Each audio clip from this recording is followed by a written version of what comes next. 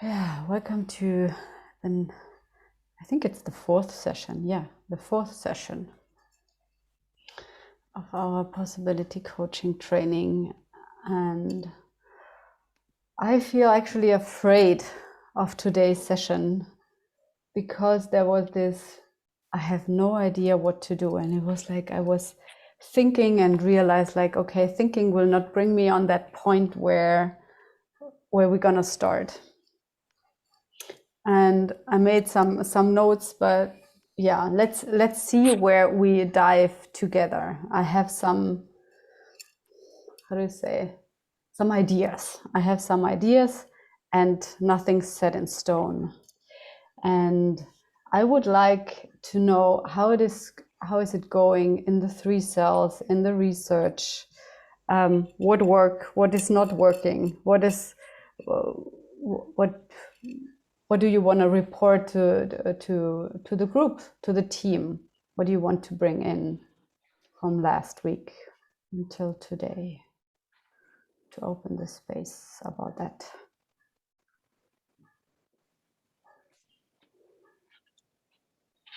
I want to share that our 3 cell has now become a 2 cell. Natalia has left, and so Naomi and me, we're still together. And we have been further researching in the memetics.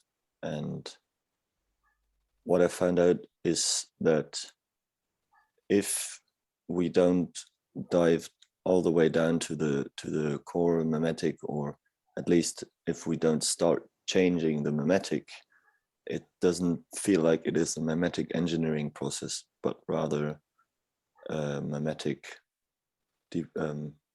Erkundung, deploration, Exploration, like exploration. research. Yeah. And already that I'm curious of the power of that, because it seemed to me that this already only exploring already reveals a lot and brings just consciousness into the area. And I'm curious how much this is going to affect like the all-day life, because I have the idea of then it's working more like with awareness. Yeah. So what did you find out so far? Like, because you came to a specific point. What are your findings Of the memetic? Yeah. Well, so the last memetic process I had with Naomi was about how, I would say, how out of my parent ego, like the memetics, how much they come out of my parent ego. And well, especially in this particular case, like in this process where it was about how am I relating to a person, like to a person that is close to me. And yeah, I could notice that the limiting memetic, I would say, was coming from my parent ego. Yeah. Yeah. Okay. Thank you.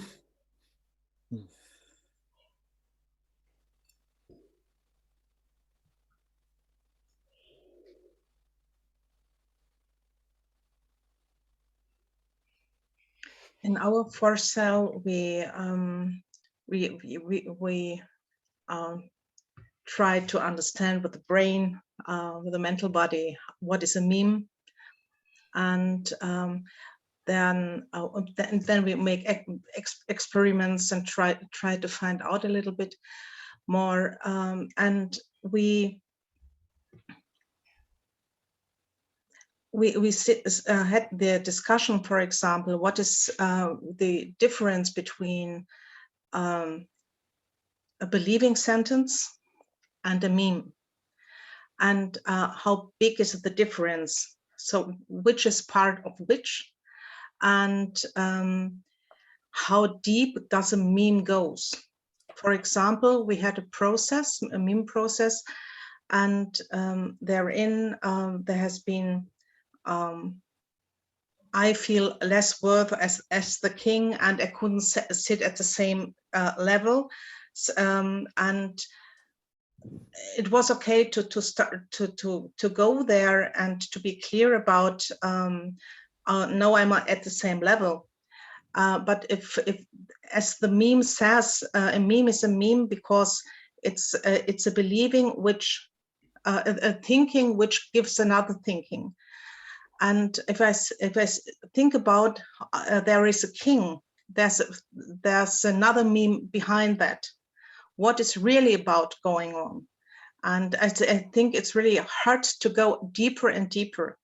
And in the mimetic sessions with the person,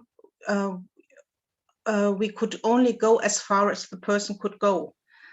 And it's another thing to think about or to have a feeling about where it's the meme behind. Can you say more about this? Like, is it? For example, if the person has the situation, and Marcus said about the parent ego state, that I have a quote or something in my mind or a believing sentence that I have to be a good person, for example. Then I could say it's enough to be a good person. Then I fit to the believing sentence, and if I sit there and think about to be a good person, we all know it, and then we have the concept about being good and bad.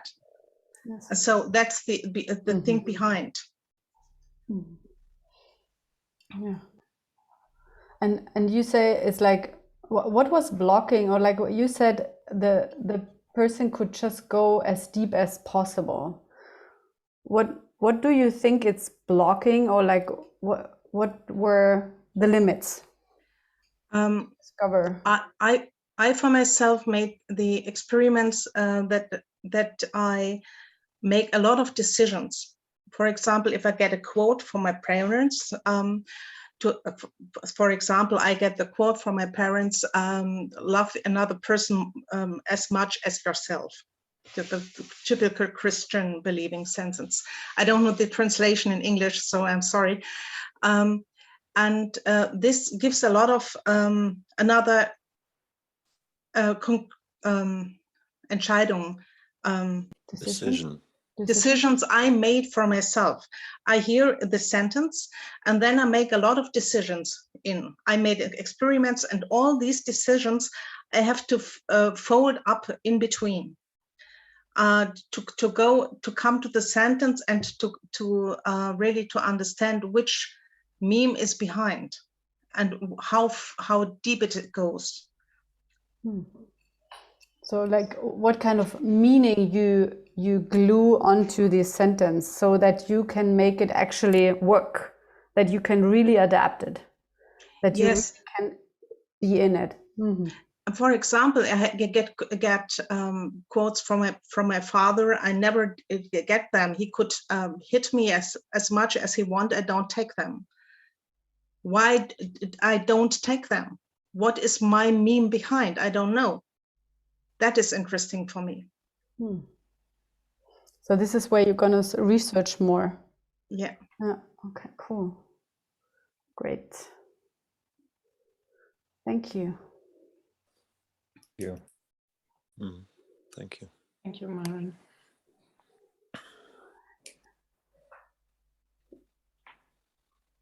Hello, Anne. Yeah, I just want to say hello, Anne Elizabeth. We are collecting from the last week, from what the research about the mimetic engineering, what we did in our 3 cells.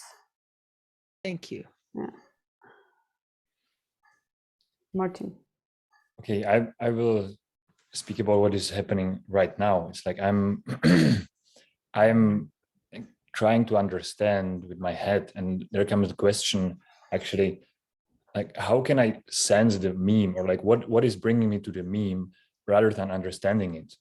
It's somehow like if I if I'm understanding it, or if I'm trying to understand it, I'm catching my own tail, and I'm like just somehow running behind my meme. It's just somehow like came now, and there is a I'm observing some fear, or like the feelings which are connected with it, which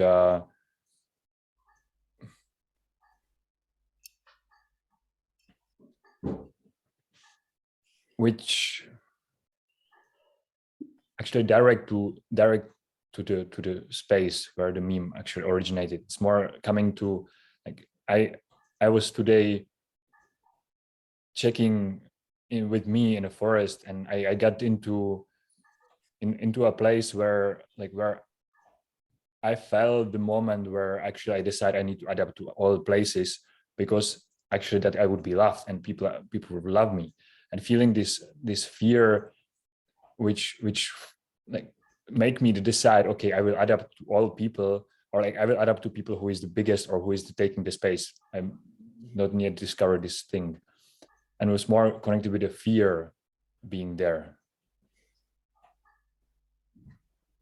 And what was the fear about? Did you discover further? No. Okay. So will you do this, like, will you explore this with your 3 cell? Yes. Okay. Who's in your 3 cell, by the way? Habet and Johanna. Okay, great. So you have something to work on.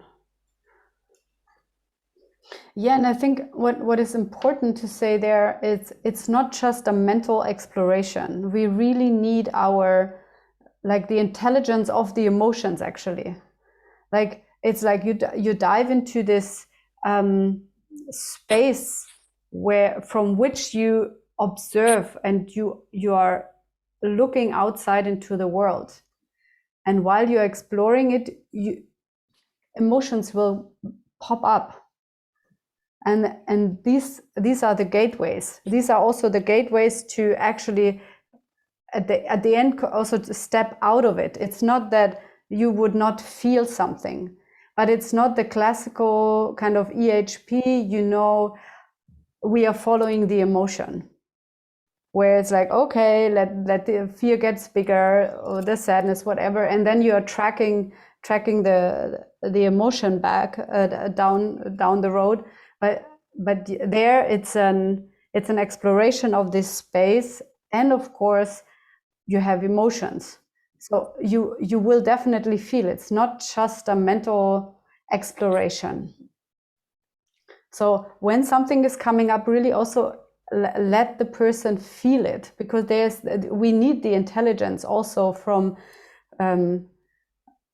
in the emotion. There are the next layers of which are revealing how the structure, how the meaning, like what kind of meaning you give to the sentence, what came maybe from the outside. So it's you need the emotion. So what did you discover about, like, correlating, like, the mental and the emotional? Are there any other findings from you, or what was difficult, what worked, what did not work? Actually, Anything? it was Marin who brought this. We had this discussion about beliefs and memes, and there is just pop up to me that it's like the difference between I could say I feel ugly, and this is making a feeling. It's like sadness, and I could have the meme of being Cinderella. So I would be like in a fairy tale, and it would be kind of a mental construct that comprises this. It's very similar. So this more, there is an emotional side of that would resonate with I feel ugly, and the other thing, I feel like Cinderella, and with this whole environment, and there is kind of it's kind of corresponding parts of a meme and an emotion. At least what I understand now. Yeah. And what I hear is that you were, like, kind of hunting or searching specific memes, right? This is what I hear. And what is also about, it's about the memetic construct. It's more like a space, which is a sum of different kind of decisions, habits. These are all memes. Like there are different memes. But it's kind of it's a construct. It's not just one single thing. Like I had today a session with a woman, and it was about, like, the entrance point was about feeding her child, and that she puts kind of pressure on this child, and then it came up, like, it was all about the meme of, like, how she was fed, like how was the relationship, like when she needed to eat something, like she was pushed to eat something even she did not want, and all this her construct, how she relates to food, to water, and to like it was especially to food, and so this is her construct about food. And we have constructs about relationship, about religion, about work, about money, all these different kind of constructs, and they are not just one sentences. They are kind of this ripple effect. Okay, when that happens and you really slow down, then the consequence, this happens, and then something happens in my system, and then the next layer starts, and then the next decision or the next reaction.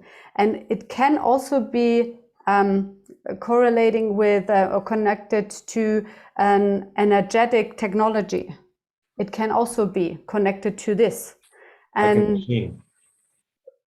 Kind of like a machine. Yes, yeah, like an energetic technology, a machine, which you build in because it was fitting to the domino effect, and it's like a series of events inside of you, which usually automatically runs through within seconds, and as you slow down, you really can grab every little movement. And what it's also helpful to let the person repeat what are the steps, maybe 1 or 2 times, like, okay, say it again, how does it work, and that the client really gets how it works,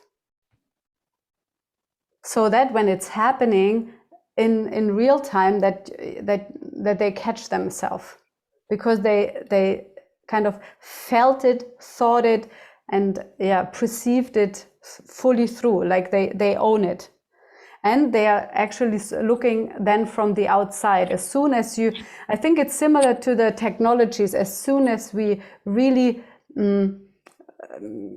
we're diving into this space fully, and we are owning it, and we really know how it works, it's no longer owning us. We own it. And for me, this is the same thing. It's not about really this, I need to go out and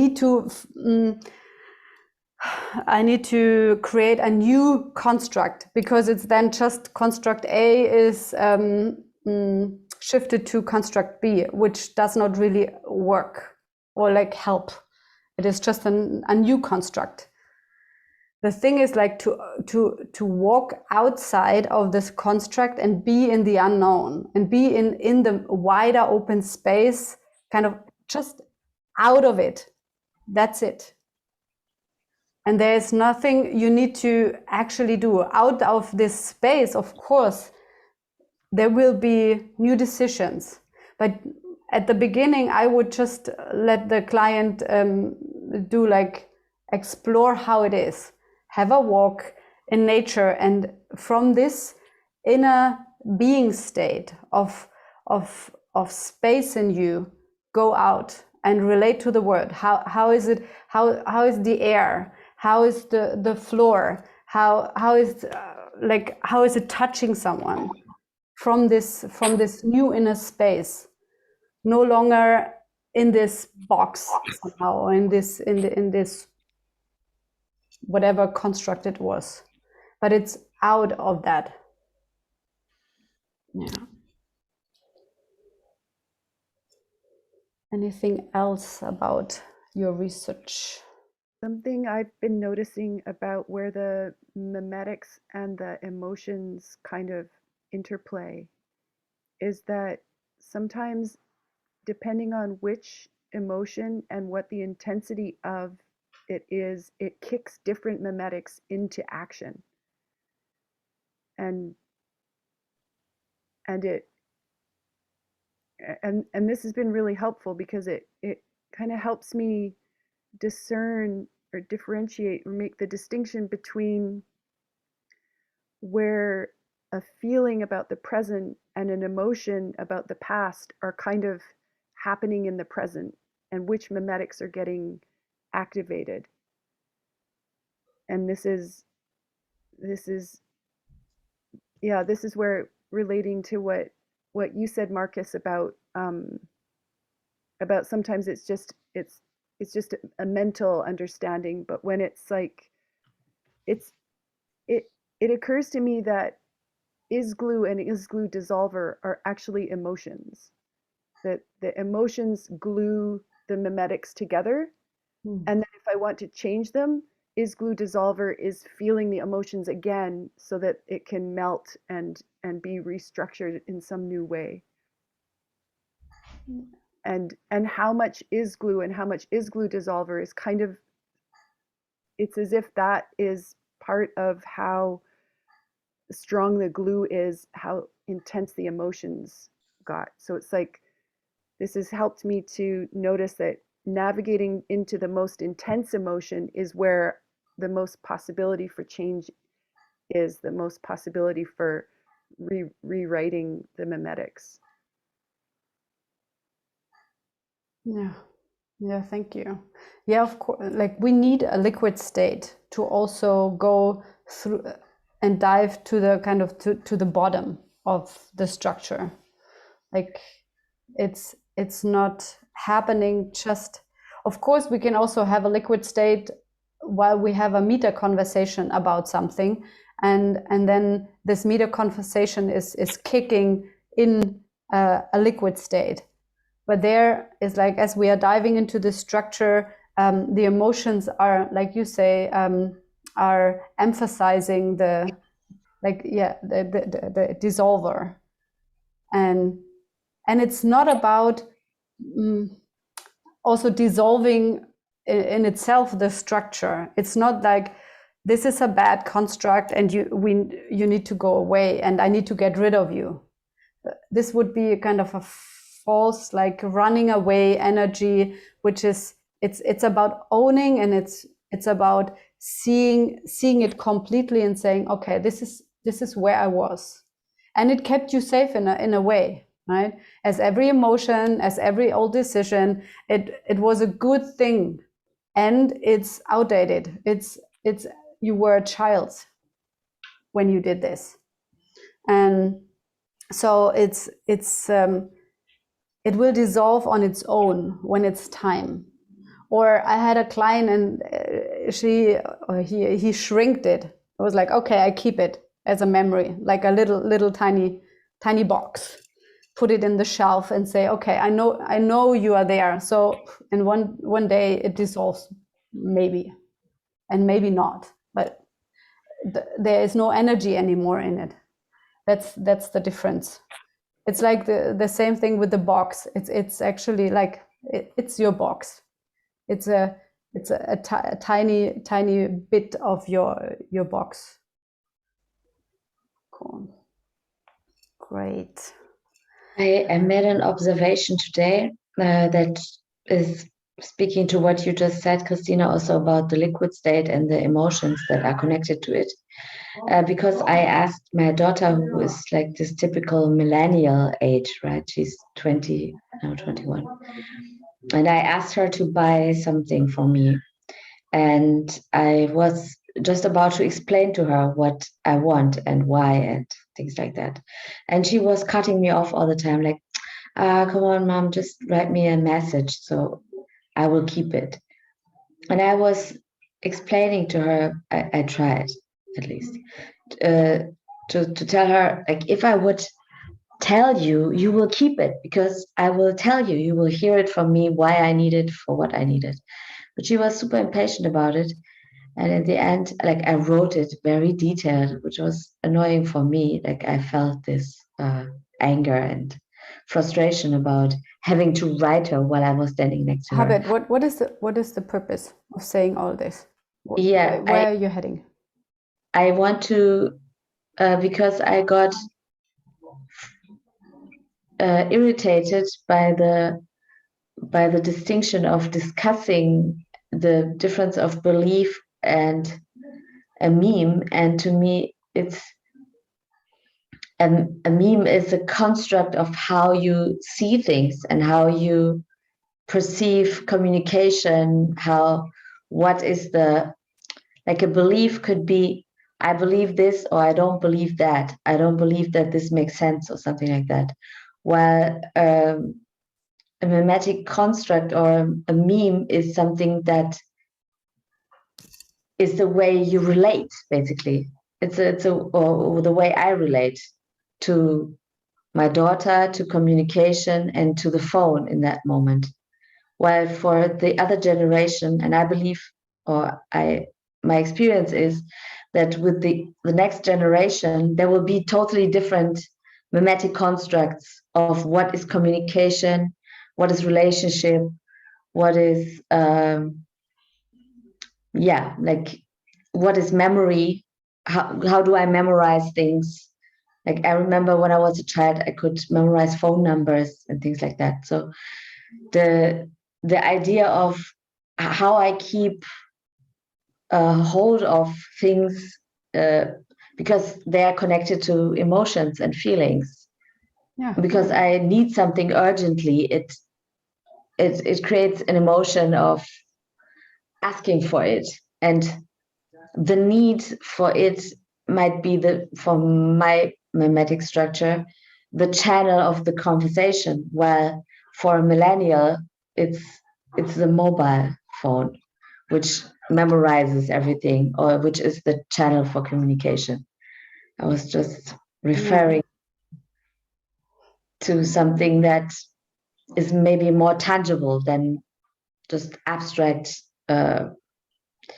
thoughts of if it's this or that, in thinking of concepts and categories. Okay, thank you.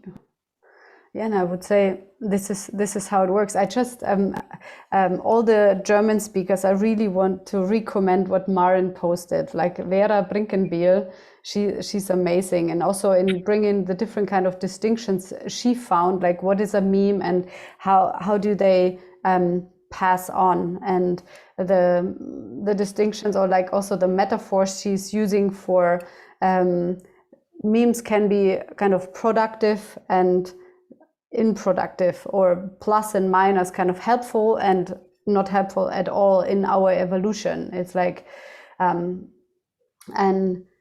for all German speakers, I really want to recommend to do this. I researched an English version I could not find. Maybe one day one of us is translating or something, or is giving kind of a summary about that.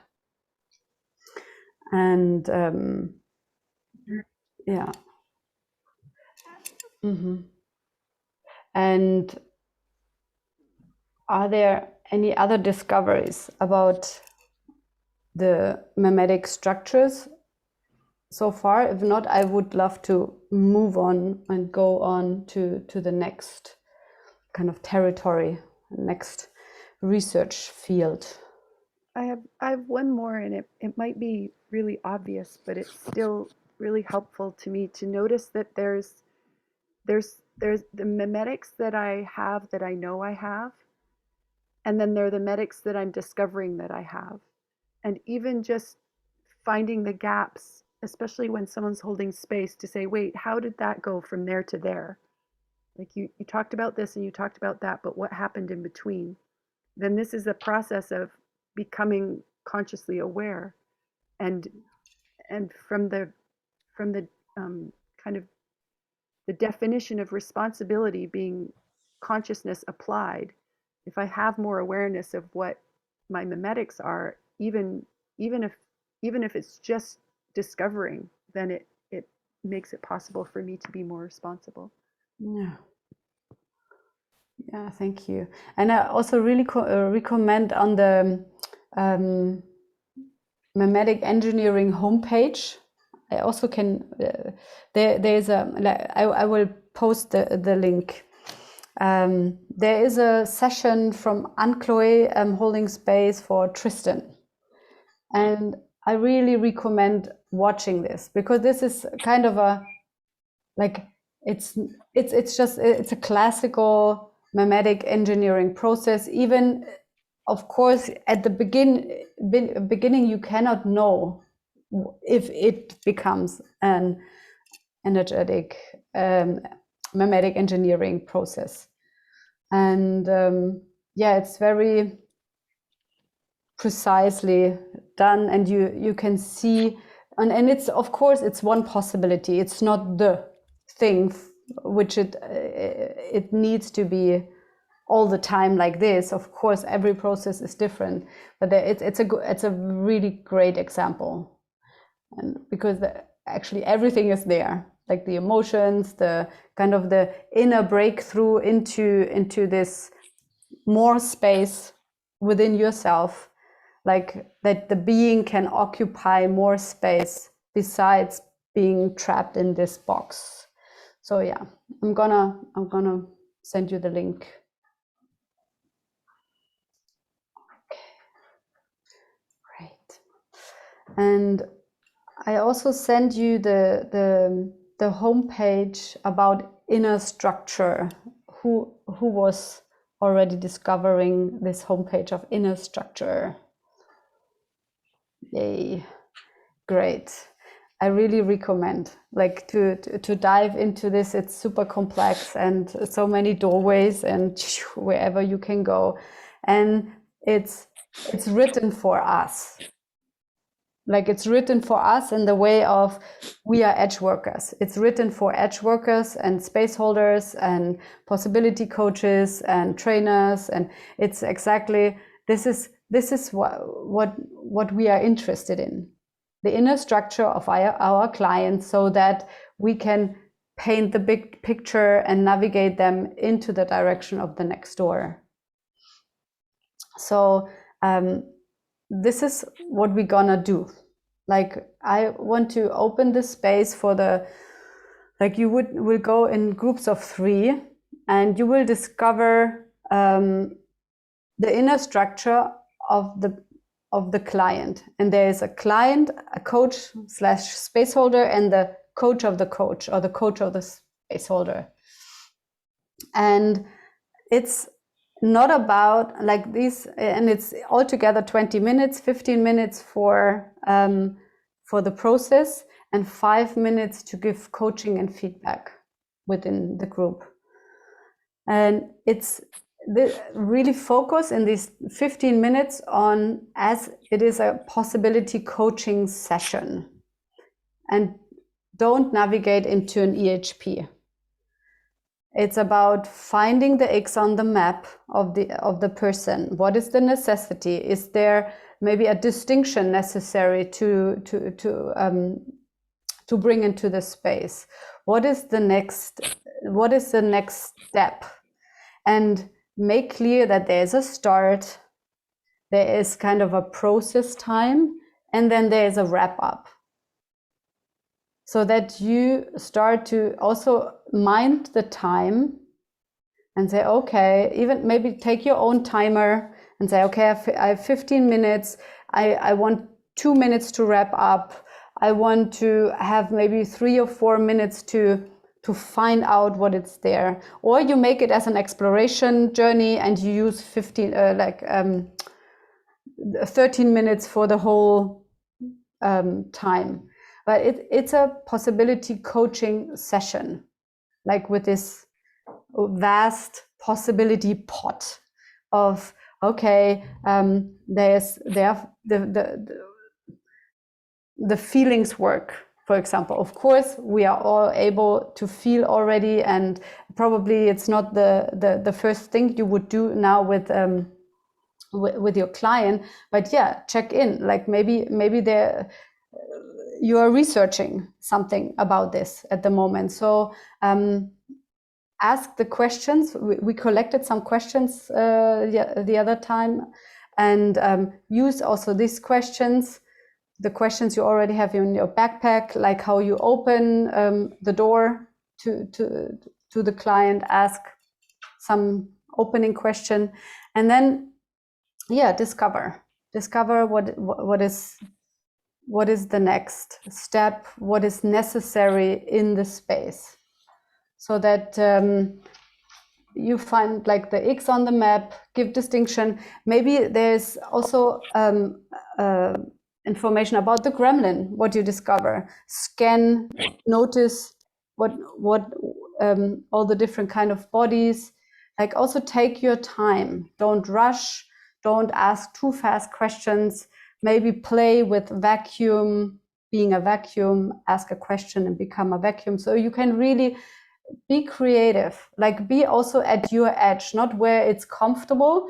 It's a safe space. Nothing can really happen. You cannot really mess it up. So go towards your edge. And I will fly kind of around in the rooms. What do you mean by you cannot really mess it up? In the way of it's not a real client, and it's a real client. It's not like someone comes into your praxis room and is there for the first time and would say, Marcus, what did you do to me? That was not okay. You know, it's like, here we are in a safe space. We give each other feedback. We are kind of a family, and like allow yourself to go to your edge. This is what I meant. Okay, great. So. Okay, I have a clarification. When you said give distinction, I have a very vague emotional fear because what distinctions do I give? And it's a open-ended exploration is what you're talking about. Yes. Yes, it's like when you have a conversation and say, okay, how is life at the moment, right? And ask this question, and then let the person speak for, I don't know, 1 minute, max 2 minutes, and then you already get somehow a picture, and like, okay, or ask another deepening question, and then you realize, okay, I think it is good to bring this distinction of I don't know, about the gremlin or about the box, or I think the trauma triangle, you know, like whatever is necessary to bring more clarity into the space. Yeah, even whatever comes up. Yes, of course. Like what comes up in me as a result. Okay. Yeah, and yes, and let the necessity pull the information through you. Like the necessity brings the client, and then maybe even let yourself be surprised what you are saying. Okay. So I'm checking.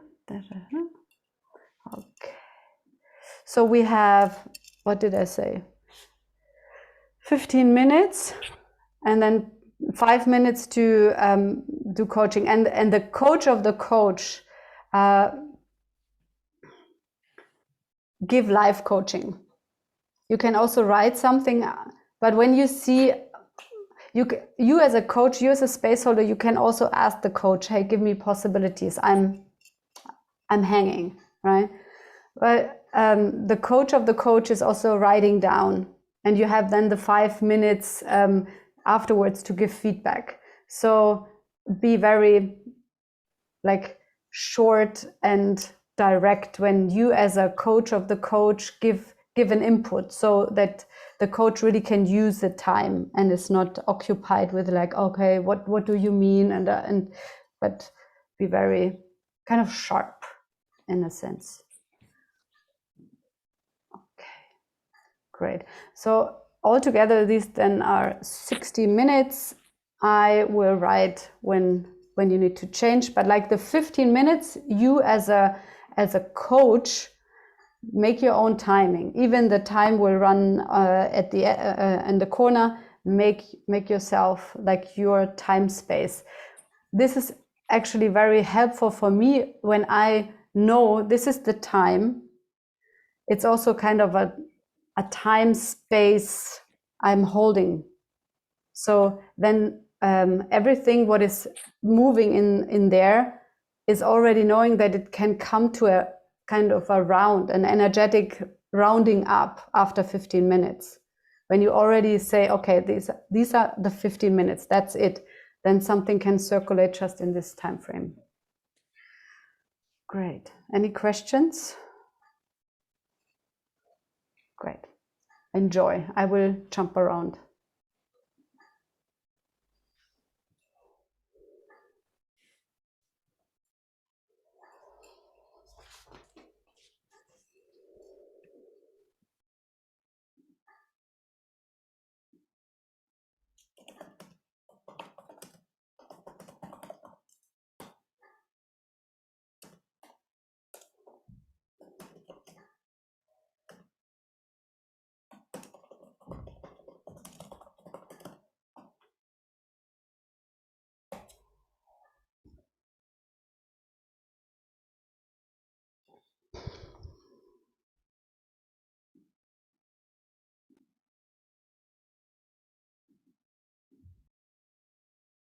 Want to look at.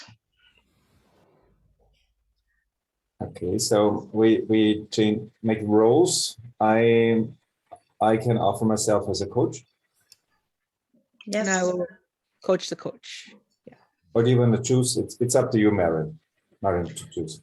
Thank you.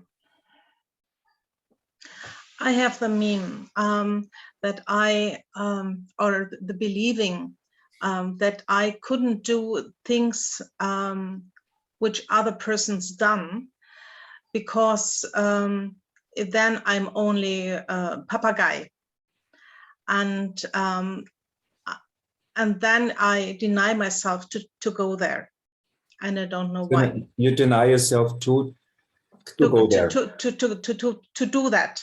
Yeah. Yeah. And how did you discover? Do you have a situation that shows us the meme? If for easy example, if I could make for example a rage club. I don't make a rage club because then I only have the feeling that I copy something of somebody else, and then I don't do it. It's not my own discovery. I don't use it because it's not my own discovery. Okay. So whenever something is already in place, it's already structured, and somebody has invented or done it, it's not attractive to you anymore, and you're even discouraged to do it because it's already there. No, it's not that it's not attractive to me. It's like that's forbidden to do that for me. More that it's not.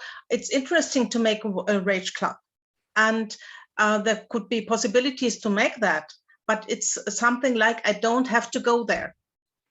It's not allowed to go there. Okay.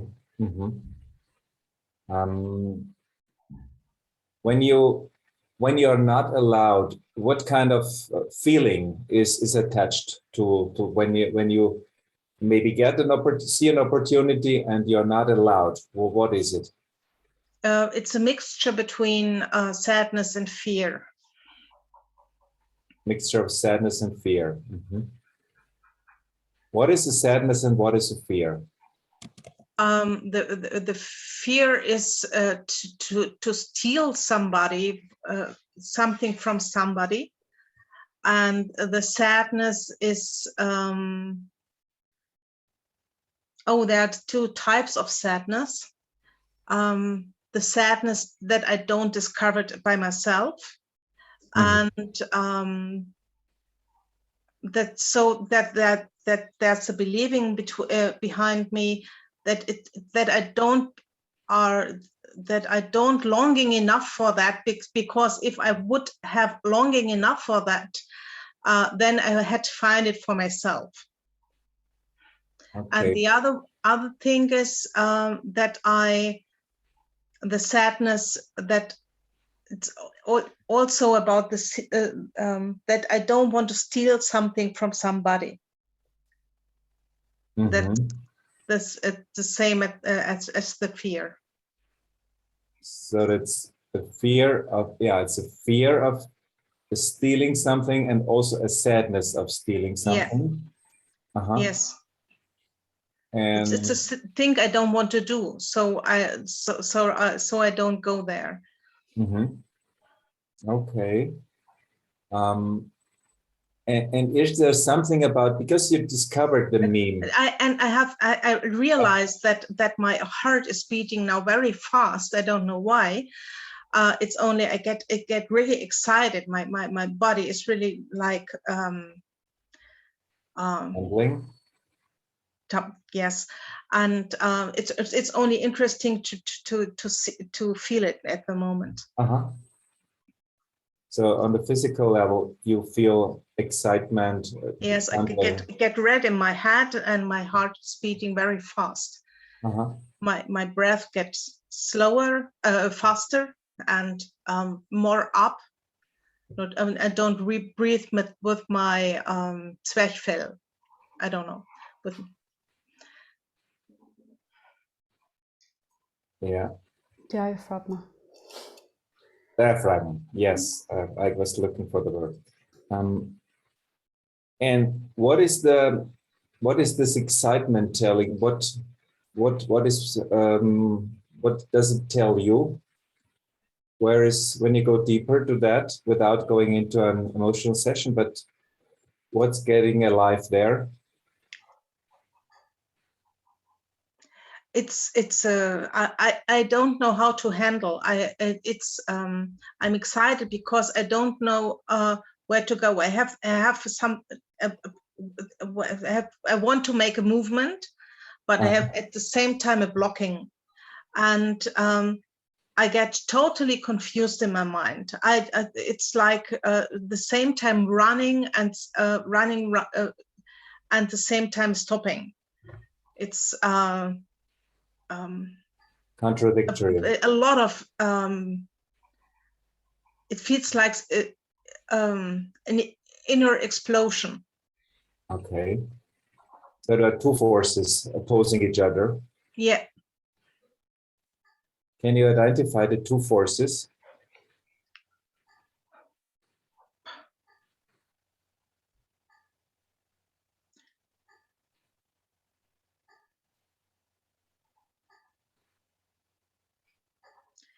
At the moment, I can only see to run and to stop at the same time. And it's like I realized that there's a gap. I couldn't watch on. I couldn't watch in. I don't know where it is, and I don't know how to watch there or to feel there. It's like it's missing. Okay, there's a gap, some kind of unknown, like a black hole, or like something, a space which you have no words for it. Yeah. And the nearer I come to the gap, my heart is beating more faster and faster. Do you want to go closer to it, or you want to stay in the same distance to that? What is your the propensity or the tendency? What's good for you? For me, it is to go. It's okay to go there because I want to know it, to know what is in there. But I don't know how to reach the point. I'm blind there. You have any qualities of this space? Like it's is there a sound? Is there a smell? Is there something that you can find out a bit about this dark space?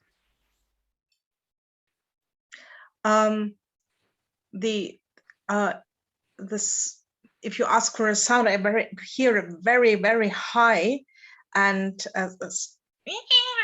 screeching sound, and that I have the feeling that I have to move myself to make myself small, and to hold my ears closed. But so you protect your ears from the sound. Anything else? I couldn't think anymore. My brain is cut off. I feel like a chicken where the head is cut off. Chicken that the head is cut off. Yeah. Which runs.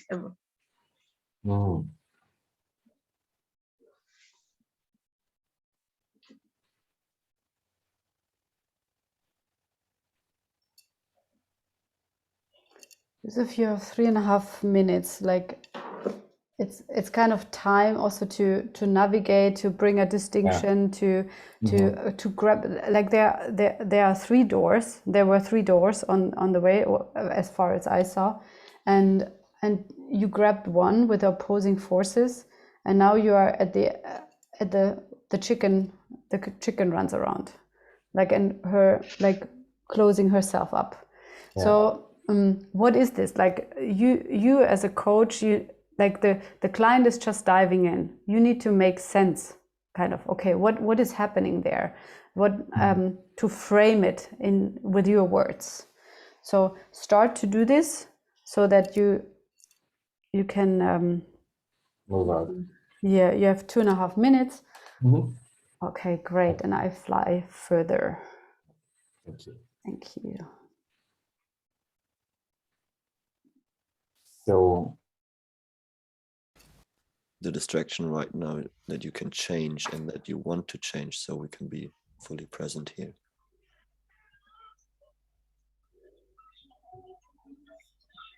Yeah, my strategy until now is to accept it as it is, instead of like, what brings my gremlin in is this running. What can I do and why can I not do it? Okay, so can you either stop going in circles with your gremlin right now and being distracted, or make another move? Yes, I can stop that going in circles. Cool. So I will try to go back, and you can close your eyes again. And you were saying that you have to do multiple things at a time because you don't have enough time.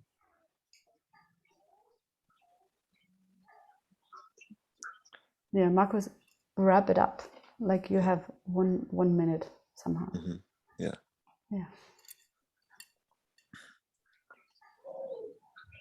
So just like stay there for a couple of moments and describe one thing that you notice, one sensation, something that is particular to this. I don't have enough time.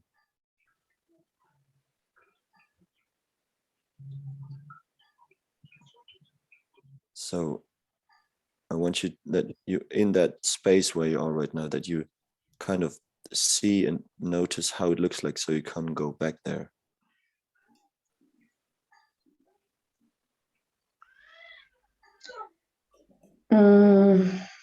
Actually, there is a fear of not being present for my baby, and there's a fear of not taking care of things I need to take care of, and my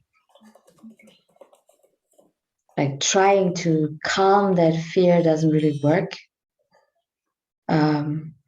It brings my gremlin in, and it brings this unsatisfying momentum that I have right now in.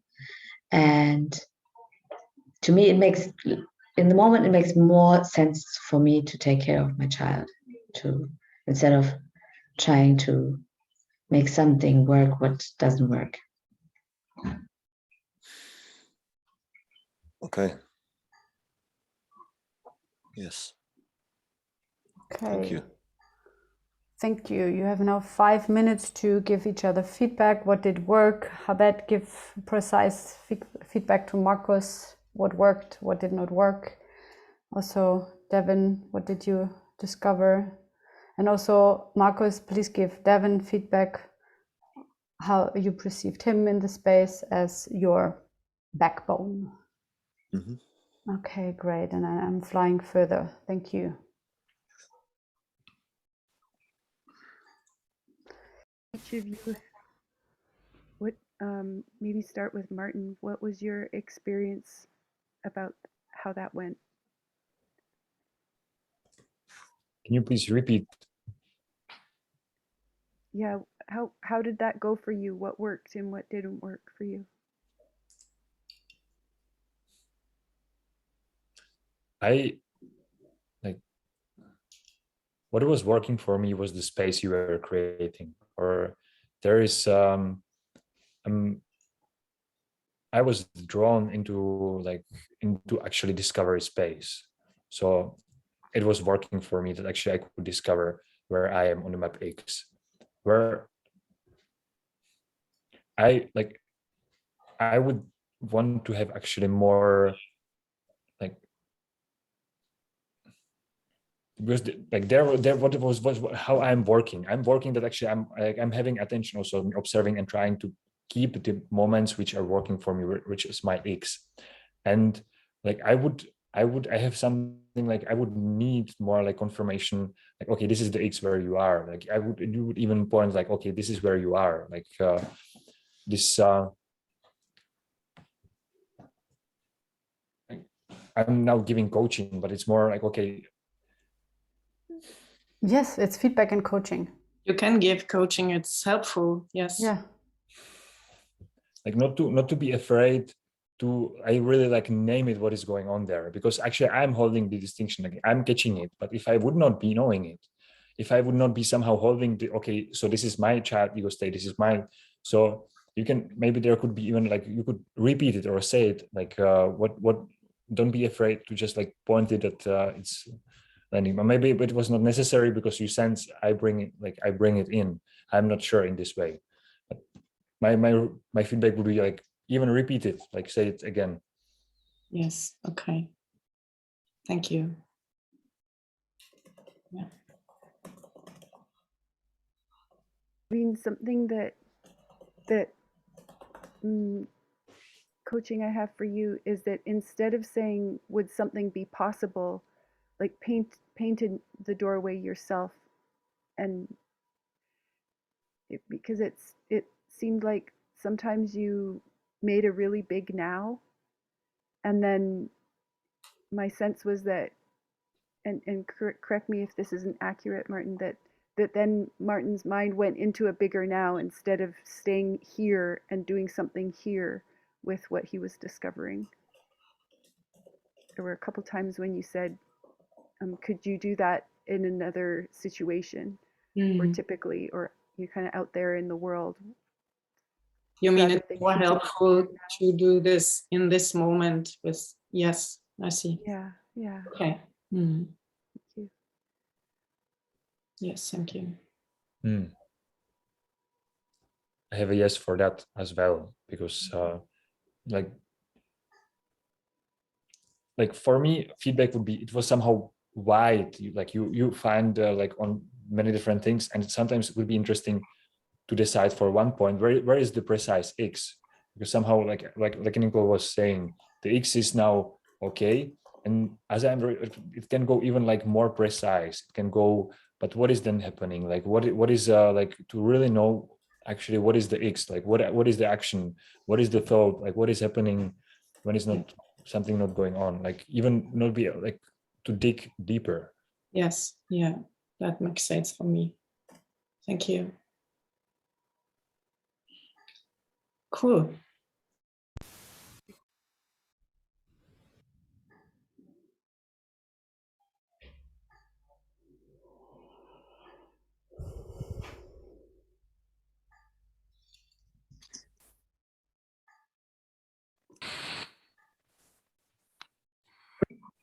Hello.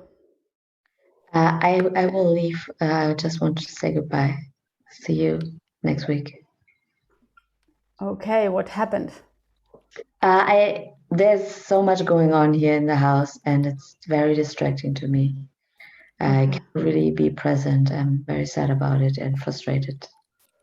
Okay, thank you Thank you. for being with us until now. Thank you. Hi. Now I know why I brought you back, even I did not know this.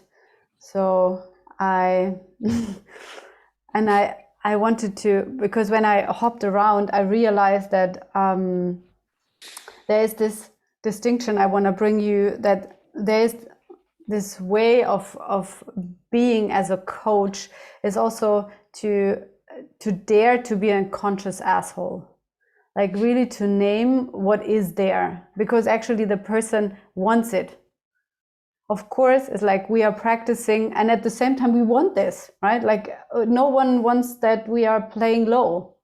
Like play high and really like dare to say, okay, this is what I see, this is bullshit, this is like and it might be like, Marcus, this is what I meant maybe with this go a bit over the edge. And we are practicing. We know that we are not assholes to each other usually, but practice to be a conscious asshole also means that you maybe cross the line in this training space.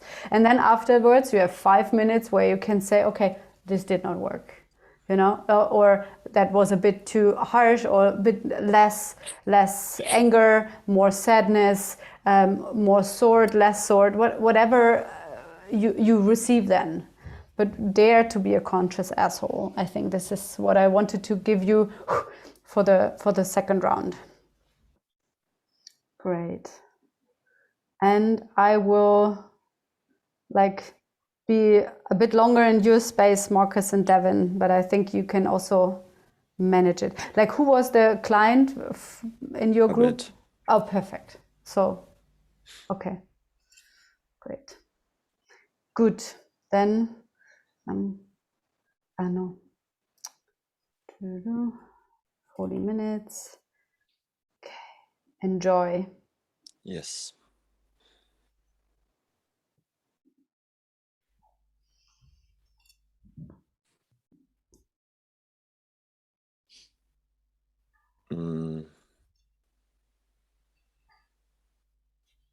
Yeah, it's somehow about this. If I really love a person, I have to change for them or something. And as I said, like in the beginning, I noticed there's some stuff, like a lot of stuff coming from my parent ego, which is shaping somehow the way I relate in relationship. So how does that actually look like when you're relating in relationship, that if you really love someone, you would change for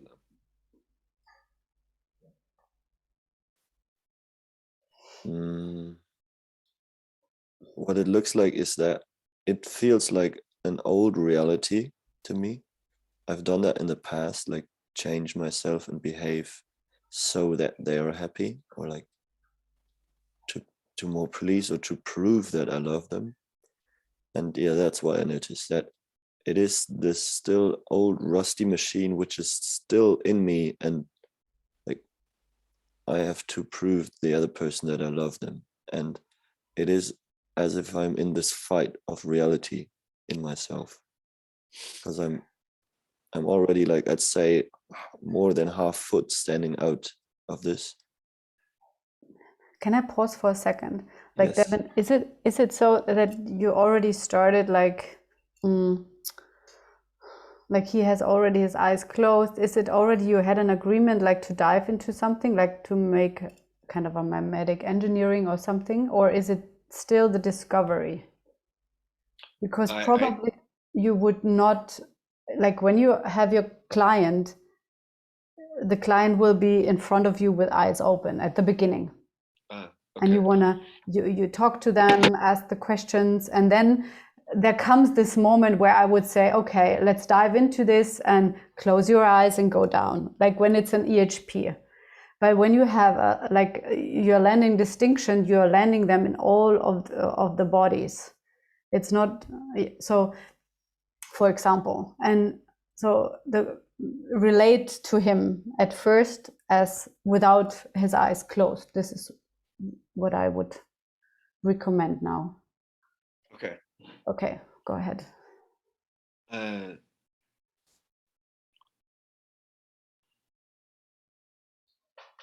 me see.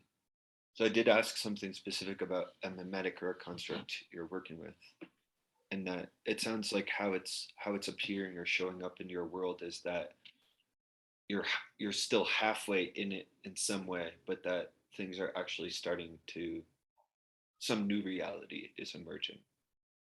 Well, there's quite a lot new reality already. That's what I feel. But I'm still feeling this fight of, for example, if I say something strong to a person, which has kind of a certain truth to it, but then also reveals the pain of it, I have to hug the person to make it say. And this, I'm not doing it, but I noticed there's this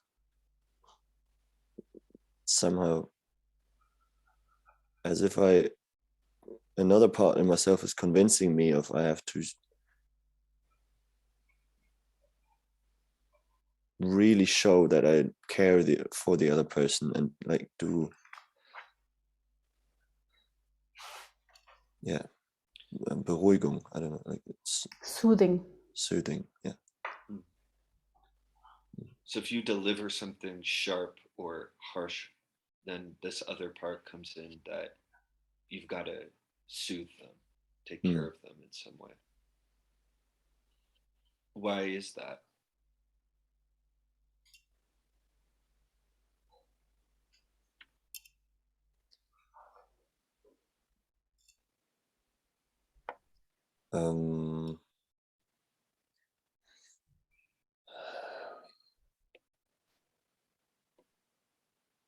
Because kind of like because for one part of the other person it can be a horrible thing, like it can be a shocking wake up, and it's somehow I notice I count myself still in responsibility for that. This part that is just waking up is integrated or something, or like is still.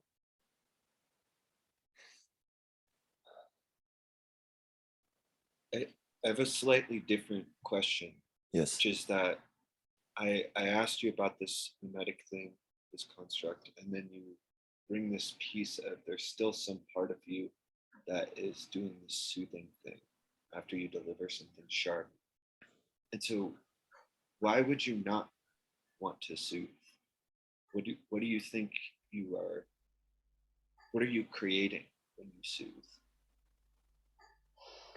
Yeah, and Devin, what is like just to, because you're painting the picture what is happening in him, right? It's like now you're asking the next question, but give him also the X on the map where he is now. Like he comes up with this part. Okay, let him say which part is it. Like, okay, what part is it? So probably it's his box. Okay, then he knows it's his box. And then from there, you can move on. You can still ask the question, but then he has the one X on the map, and then he can move on. Or you both know where you're going, and kind of it's not just in your maybe you're scanning, but also he knows. Like, okay, this part was it. Thank you. Yeah. So this part of you that soothes or is compelled to soothe after you've given a particular kind of feedback or a share truth, what part of you is that?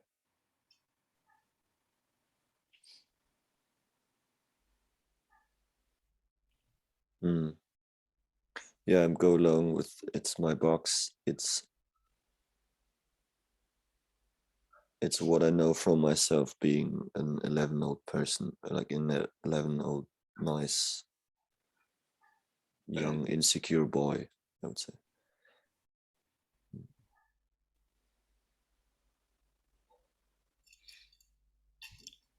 And the box is so about survival. It's so how does this help with survival for you? Yeah, cool. I'm moving to another room. Thank you. To all of their thoughts and feelings, that's picking up on all of their thoughts and feelings, and that's the reconsidering part. Like, it's like, oh, if I put them all together, then what? So this is some kind of tool where you scan, and then you give this counsel to people, or like to these stars, like to check actually what they would say. And like, okay, how do you, like, what do you use it for, like in your life? What do you?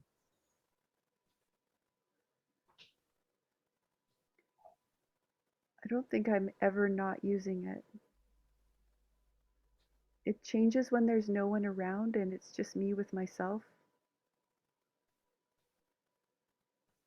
I'm not believing you are not using it. Like, maybe who is not using it?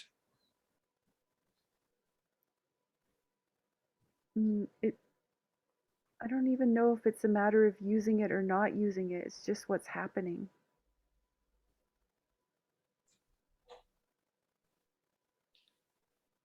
Okay, so when it happens, who, like, who is then in, like, who is deciding that it happens?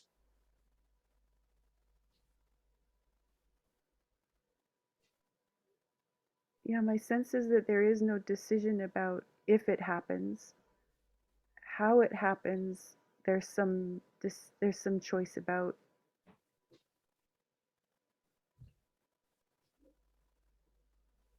Yeah, it's a little bit like the weather. There's never no weather happening, but sometimes it's colder or warmer, or the wind comes from different directions.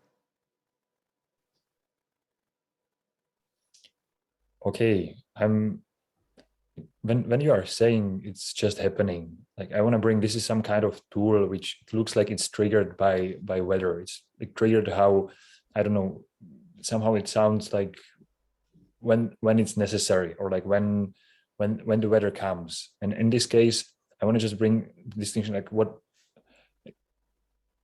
who is then serving it, like, from who this works, this council. It looks like it's more unconscious things than happening, like something which is more unconscious.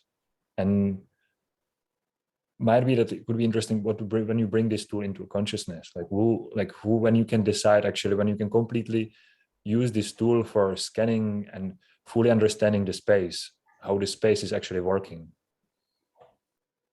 Yeah, hearing you say that, like, I started to notice that there's this possibility, not so much of turning it off, or maybe that's what happens when I go to sleep, at least to some extent, but there's almost like a way to turn it up, and that's what I did at the very beginning. When you first asked, like, what's happening for me, it was like I turned up something. I turned up this mechanism, these scanners. Okay, Martin, slowly wrap it up. You could also ask for the purpose, for example. What is the Actually, that purpose would be of my this? question. Like, what you said, you turn it up, like, but who did it? Like, because at the beginning, when we started to talk, actually, there was some part of childness. And I asked, like, you were observing actually this child ego state. And so who did turn it on? Yes, and Martin, you were already asking 3 times. So be bold, like, and say, I'm suspicious that your child was creating this for survival. Why did it do it? or something like this. Why did she do it?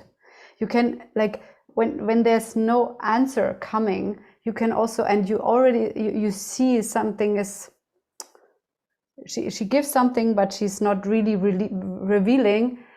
Be bold, be just bold and say, okay, and not ask again and again and again. It's she's not answering. You know what I mean? Yep. Okay, cool. So you have 1 minute, wrap it up, and also use the word sometimes. Okay, now we wrap it up. Even it's super scary. It's like time is over. I'm gonna wrap it up. I needed to learn this. Also use this sentence from time to time so it comes more out of your mouth easily. And and then you have 5 minutes to give feedback and coaching. I'm flying further. Thank you, Christina. So I want to wrap it up. Like there is 40 seconds. So we were discovering this tool. Step it needs one central step is that I move out of my hurt ego state, because that will keep me closed. I was not even the last 1 or 2 days, I was not willing to ask to talk to anybody else. I was just kind of caught up in this grumpy state. Okay, just there. So it for the first step is first to get out of this mode of hiding, closing myself off, and grumping in silence, and then it's the choices become more. Sure. Yeah. Yeah. And another option, it could be to schedule a what we call a meta conversation. You have a conversation about how your conversations have been going. Yeah. And then Yeah. after the conversation, you talk about how it went.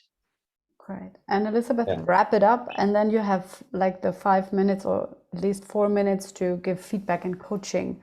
Also, Yes. Maren, give you coaching. Also, Joseph to Maren and to Anne-Elizabeth, and Anne-Elizabeth also to Maren, and vice versa. Thank you. Yeah. I'm staying here with you until you're shifting. All right.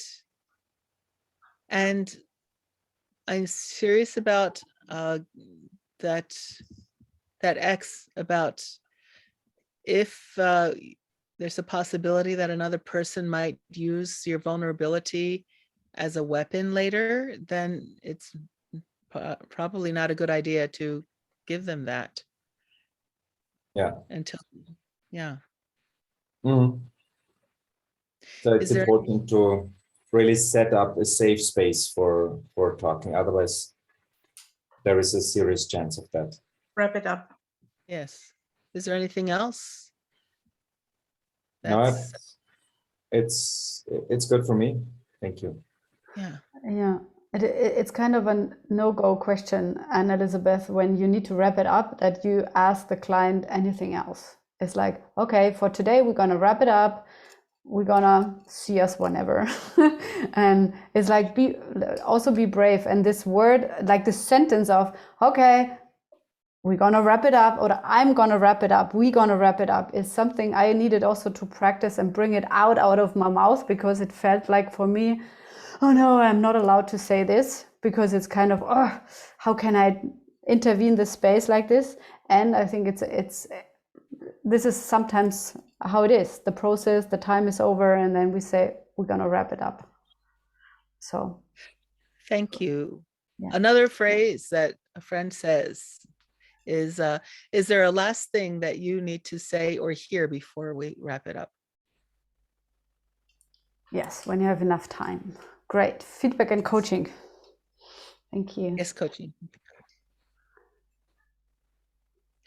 For me, Anne-Elizabeth, it has been not clear enough, and don't hold the space really secure. Your gremlin really jumped around all the time, and this and then you made a big concentration, and then you has been on the point, but in between your gremlin jumps around, and Joseph react on that very fine. At the end, you really concentrate, and you got it. Maren, can you help me? Because I couldn't see the gremlin. Where was the gremlin? The gremlin of Anne Elizabeth uses the confusion. That doesn't bring the clearness in the space. Okay. Builds up conversation next to the conversation, and not really hitting your point, because you are the point of interest. Mm-hmm. Okay, get that. Thank you. I will watch for that. Thank you, Anne Elizabeth. Be as dangerous as you are. That is needed. Cool. That is something that it was the same thing in my session. And there is another meme that I learned from another coaching training, that coaches are very kind of neutral, and they are moving forward in little steps and very cautiously. So this is a very different way of jumping into things and really being very specific and clear and direct. So as there is still another meme in regarding of the role of a coach, which is active in my thinking. Yeah, great. And I think that doesn't that aren't two things. You can put them together. I guess so. But actually, I'm doing it sometimes. Today in a coaching session, I just followed my gut impulses, and I was giving a clear my feelings. I was just giving that as a suggestion there, and it hit the nail. So I'm getting more conscious and confident with doing that. Okay, so shift to the last constellation. Thank you. Who's the last client? I am. Okay, and who's the coach? I am the coach of Super. Elizabeth. And Joseph, you're the coach. Coach. The CC. CC. Hi, Anne Elizabeth. So, hello, Maren. What is moving you?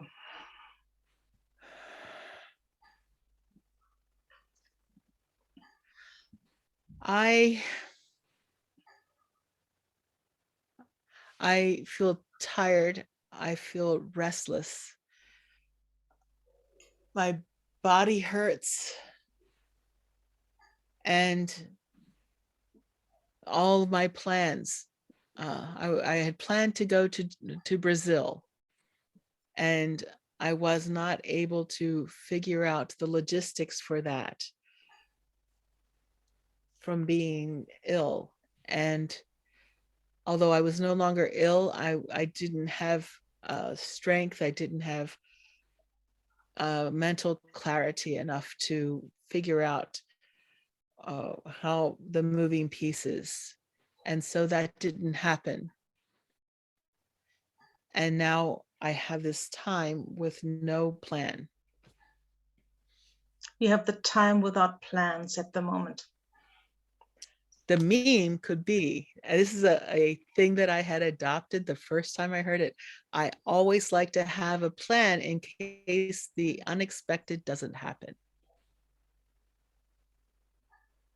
Yeah. And I was sure to say I like to have a plan, not that I must have a plan. I do notice that in my family, the question that I get most often is, well, what's your plan?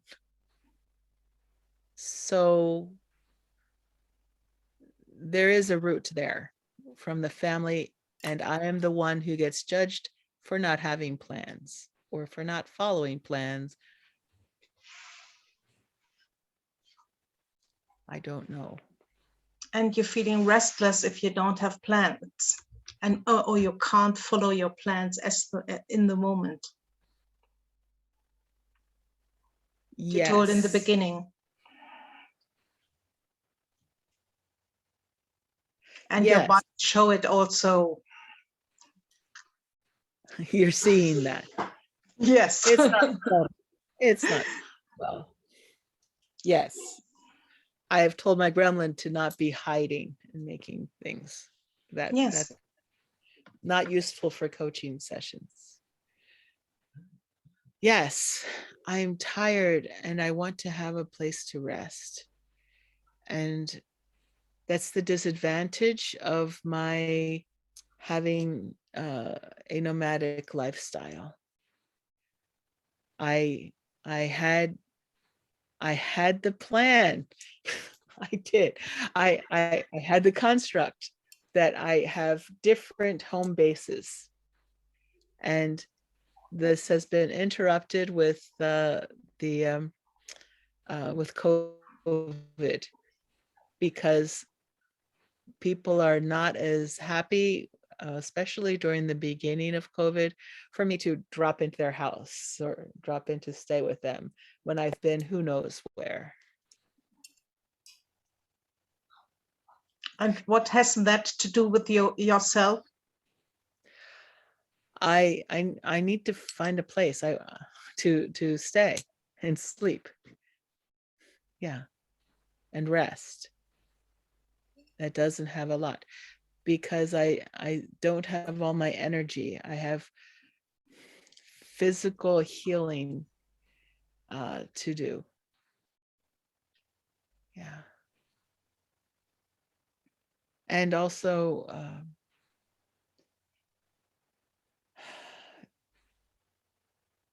to guard against the habit of old habits of emotional numbness, and to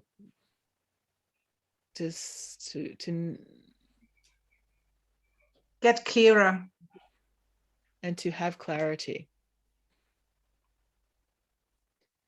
I am, in fact, as clear as I can be. Yes. Thank you. This is the fuzziness that frustrates me, and it gets in the way of having the plan. Yes. And And which feelings comes up?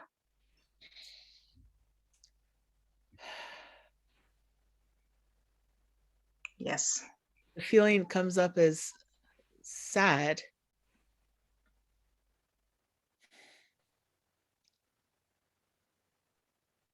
You feel And sadness. the sadness is about the relationship with my family.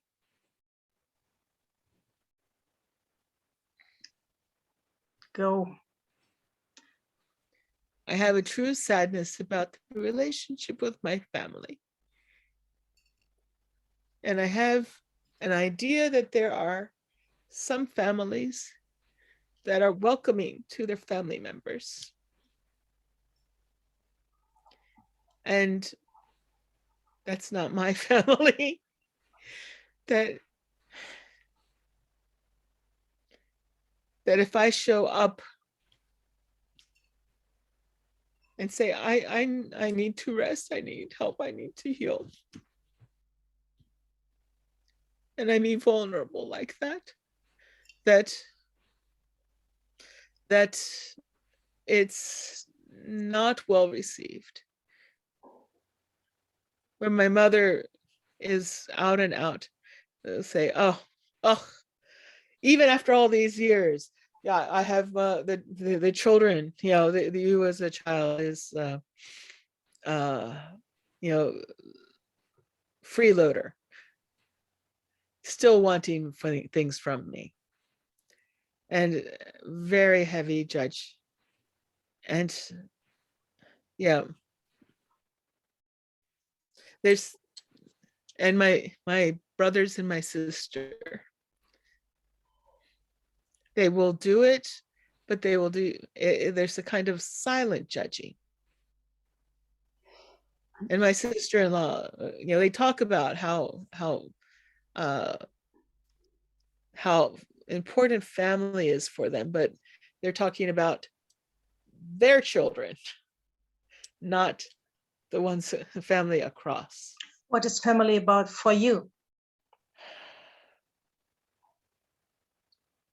Yeah, I've been told I'm the guardian of my 2 children. We have a very small family. You are the My mother guardian of told me that, yeah, that's, and this isn't for me. I prefer having a large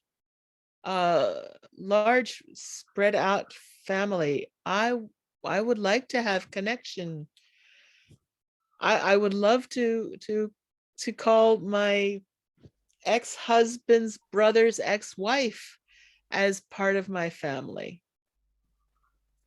When she, well, she has messaged me to see a yes, and we connection. don't go into the single story. We really Yeah, try to get in the meta conversation more. What I is about I would your like to have extended family. I would love to have extended family and my cousins and all of that. And and I feel vulnerable to have that because about visitors, I feel like well, especially when I'm in a position of need. so if you are the person who need helps, then you love to be in the position that you have a widespread family, and you also love to have a widespread family to hold connection. I would like to have a widespread family to hold connection. When I am actually in need, I have I don't know which part of that judgment has implanted in me, but it's not when I'm having need and I want to reach connection. I'm wondering whether the need is polluting the actual desire for connection. Maren, you can navigate into like this distinction of like who needs and who wants. So Yes. like give her a bit, like map her out a bit. Yes. So 3 minutes, and then yeah. Great. I'm flying further. I'm going to another one. Yeah. Great. I have things to offer, and I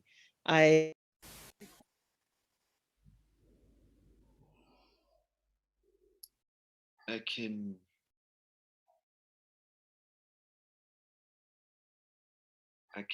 what I can say is I can take, I don't quite know how to say it. I'm just going to try something that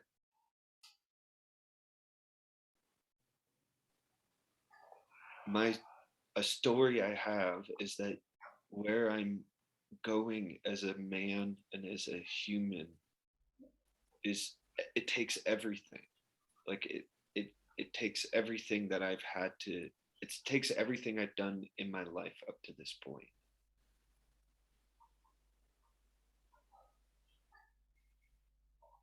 What does that mean? It takes everything. I mean that nothing is lost.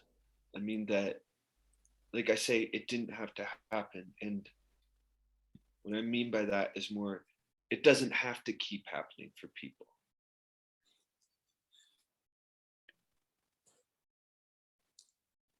But that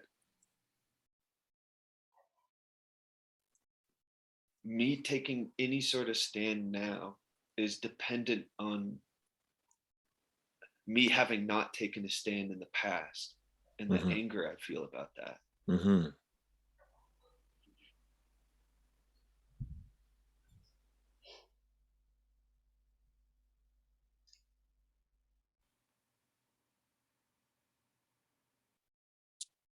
And I feel glad about that. So what are you actually angry about?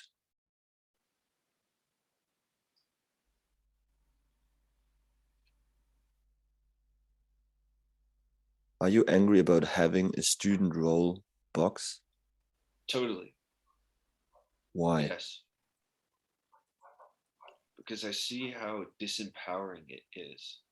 And I see how much it just blocks me from adventure and from trying stuff and from living, basically, really from living.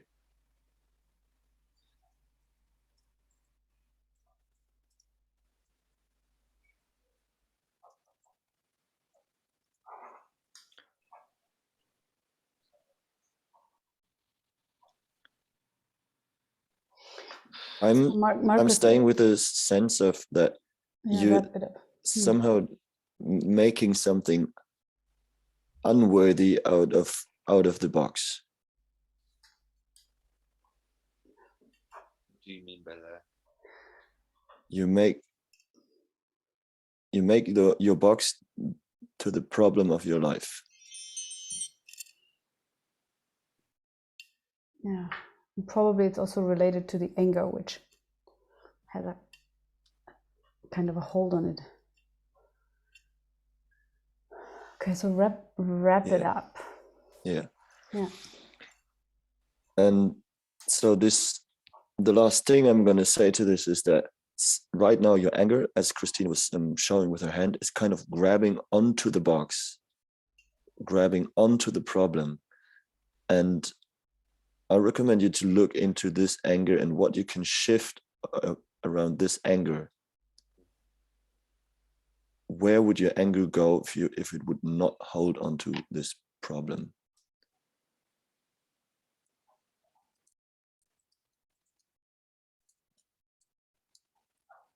Yeah, thank you.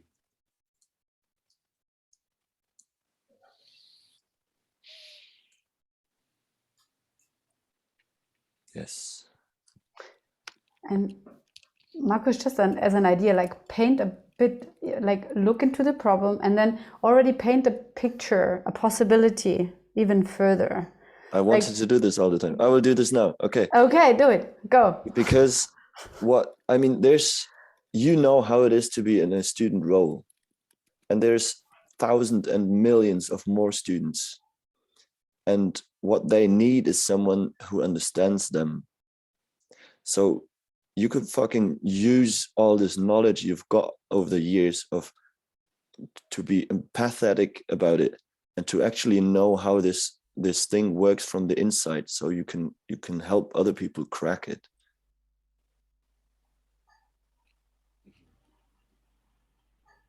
And I think that's what your anger is for. Me too. Yeah, cool. And when I hear this, it's like the shifting from the student identity to actually an experimenter. It's like you could use this anger, which is still like holding on to this, and this is an EHP, I would say, to release this, and then to be able to shift into even more experimenting, because you are already an experimenter if you choose to. Like, yeah, this is what I meant, Marcus. Like even more, it was perfect, and you can make it big because then it's like, oh yeah, okay, this is sometimes it needs a bit pressure, because like when someone is at the edge of changing someone, but for Devin, at the moment it feels like he needs to get more air, more possibility, so that something relaxes and then he can move on. This is what I saw. Okay, so feedback and coaching, each of us, each of you, and I'm flying further, and we see each other in 2 minutes. Cool. Mark. That's true, but on the other side, this safe space made it possible for me to open myself and to show up and to explore this. So it's maybe it's a mix of both would be function. Thank you.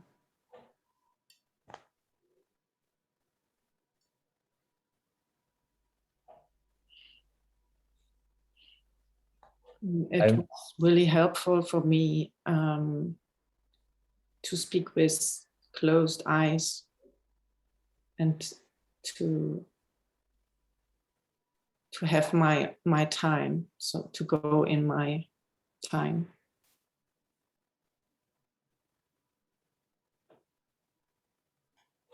I had this impulse, or like I do remember I'm from one of the radical joy brilliant, the study group of the Clinton's book. I remember you, Nicole, like when you really stand for like this bigness of like you were angry, and there is something in this anger which is really like pointing, and to use this more, like to really find the anger that you actually you anger and the softness are here together.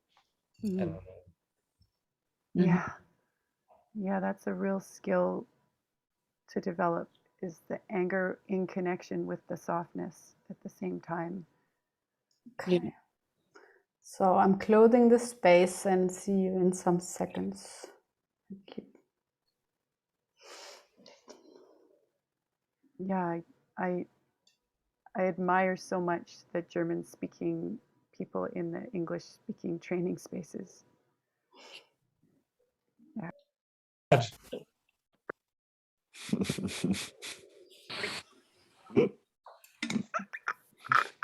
Great. One person is missing, no? No. No, Habet left. No, Habet left. Yeah, sorry. Welcome back. Let's have a deep breath together, landing together in the space. Thank you for the space. It was really like it was fun for me to be part of the different groups. Like, yay, I was writing, and it was totally like I had fun. So how was it for you? I enjoyed it really much. So how did it work? How was it? I take from me that I can just unleash the brakes when I'm doing a session and go much more from my own intuition and from my anger. So I don't have to hold back and be so much in the head, and to really go more risky. And I'm looking forward to do that.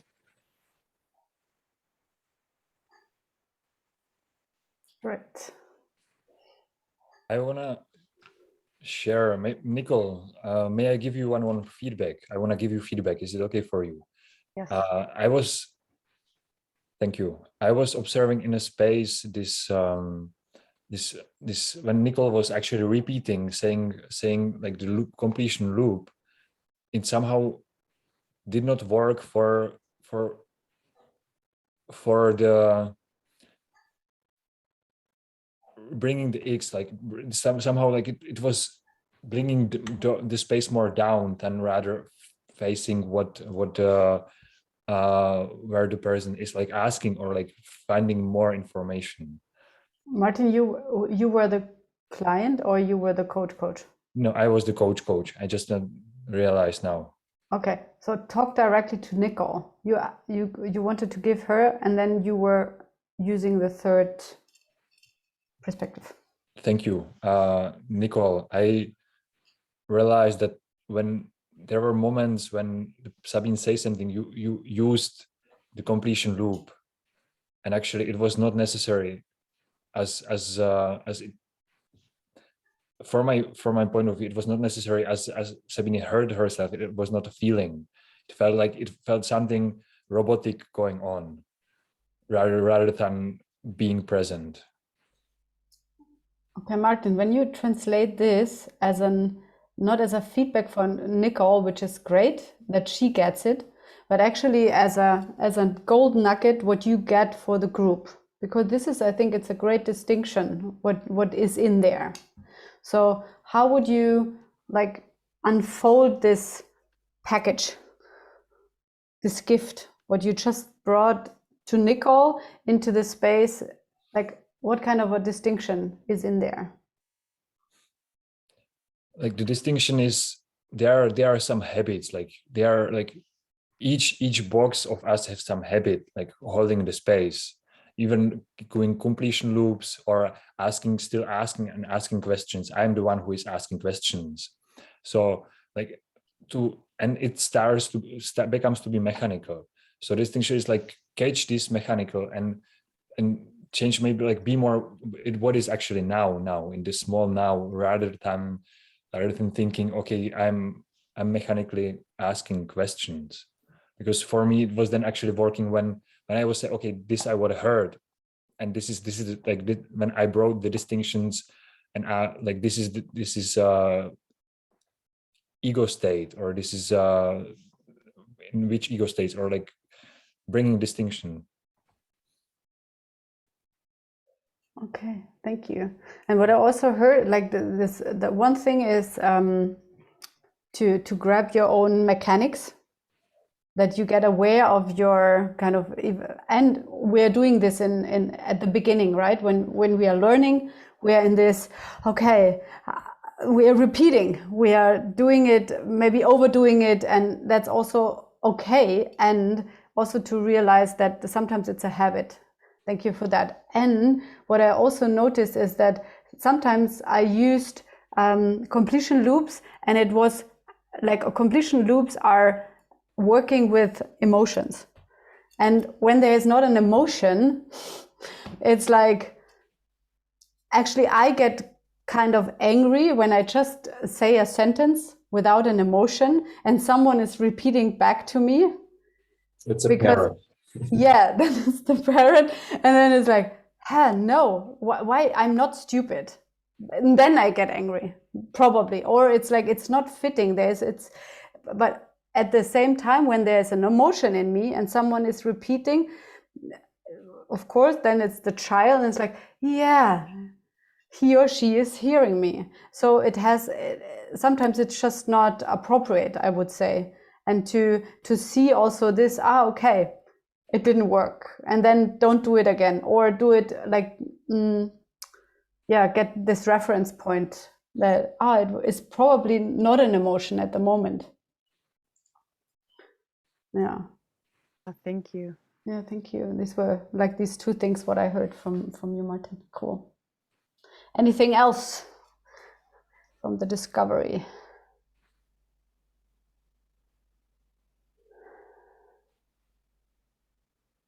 I'll say I noticed as a client with Marcus in the last round, he was definitely using more conscious asshole, and what that produced, there was a lot of things that created in the space, but one was like the connection, or the space felt just tighter, that there was a lot less looseness. I had a higher level of fear, which kind of made me more available to going liquid. And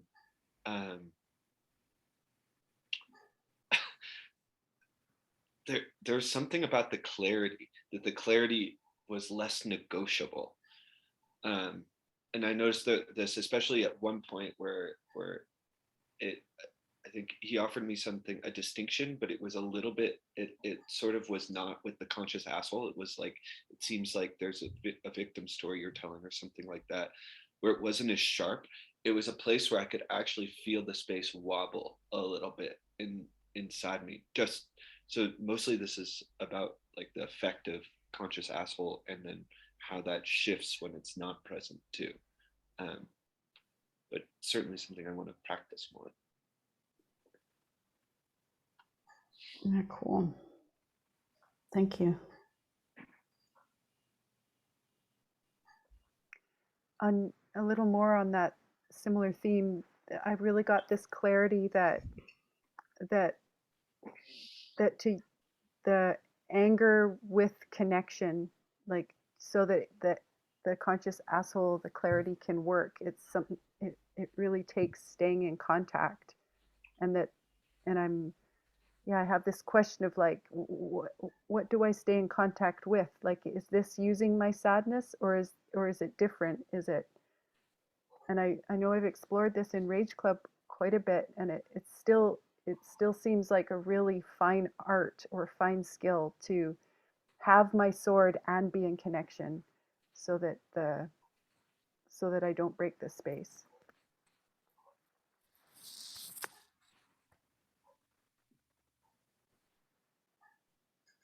Yeah, and any discovering and discoveries also from the team regarding this, like how can I stay in connection? When someone has something about that, I think this is also something.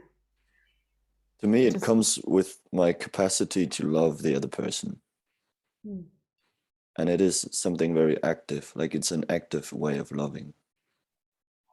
Yeah. And I'd say in actively loving and being already like in a space that is set for transformation, that, and we both know it, I have the inner go, like with my love, I have the inner go to really, I'd say, run through some fences with the other person. Yeah. Yeah, thank you. Yeah, what landed about what you just said, Marcus, is like, I was trying it while you were continuing to speak, and this it's like this intention to be in contact is what creates the contact somehow, like just the intention of it. And I noticed that I have a fear of breaking the contact, and that like eclipses my intention to be in contact. Yeah, thank you. What does it do? Can you say the word eclipses, or I did not get it? Like it pushes out. Ah, okay. Thank you.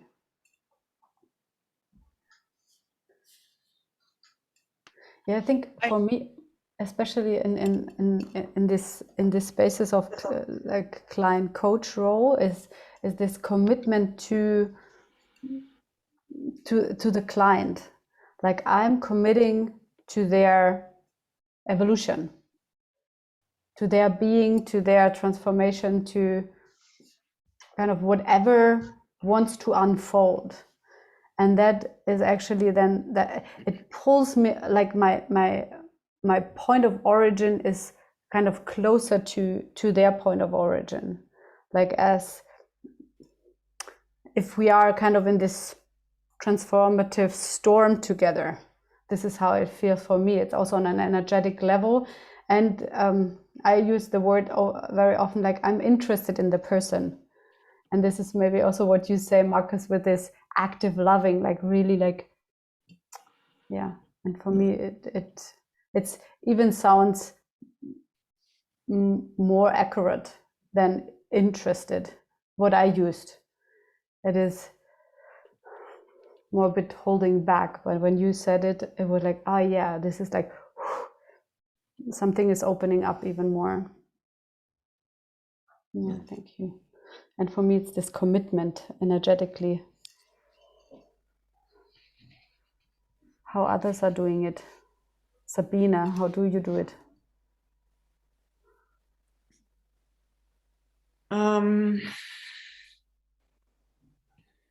Yeah, for me, all of the 3 sessions were interesting.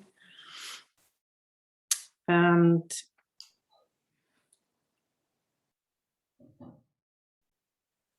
I think I have the same point like Nicole, to bring the softness and the clarity, or the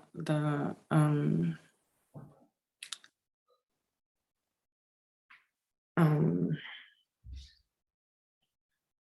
anger, or to be the conscious asshole. That's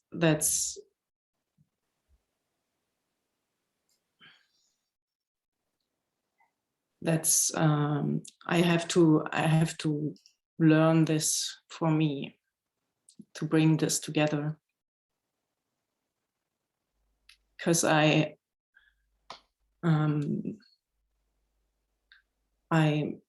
open the space and I don't I don't go deeper on the pain point.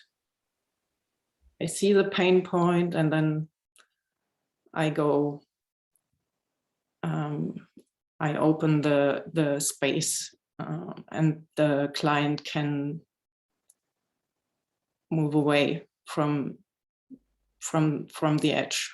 Yeah.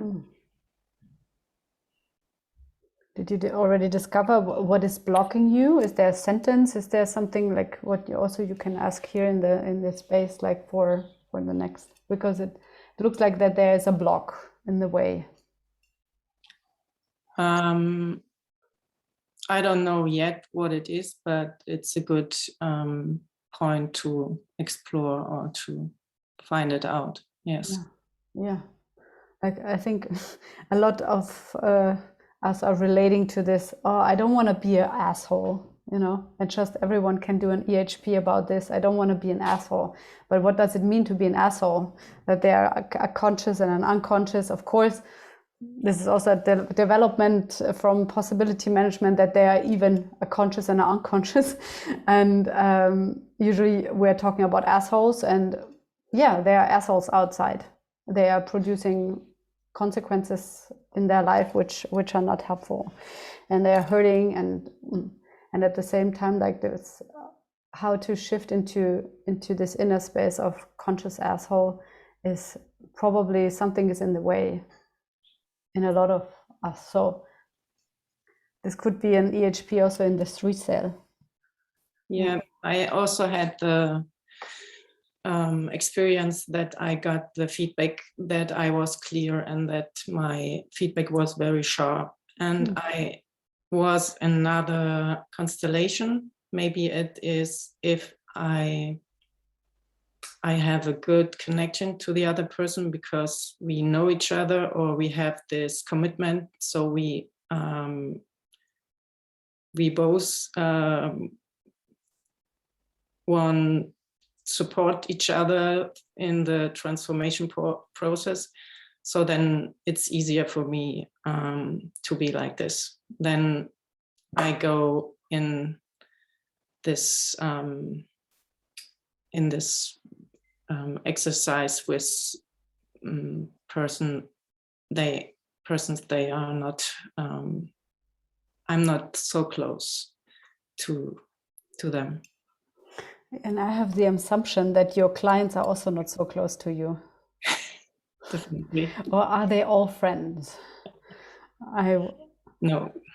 Great. So it's a great doorway that you can, even with strangers, you can be a conscious asshole when it's necessary. It's not always necessary. It's just this practice. Sometimes really this being like opening up, also this quality of vacuum, being the space, more kind of a feminine approach is also necessary. So it's nothing is bad or wrong. It's just, okay, what does the client need? It's about the client. It's about the necessity which is in the space.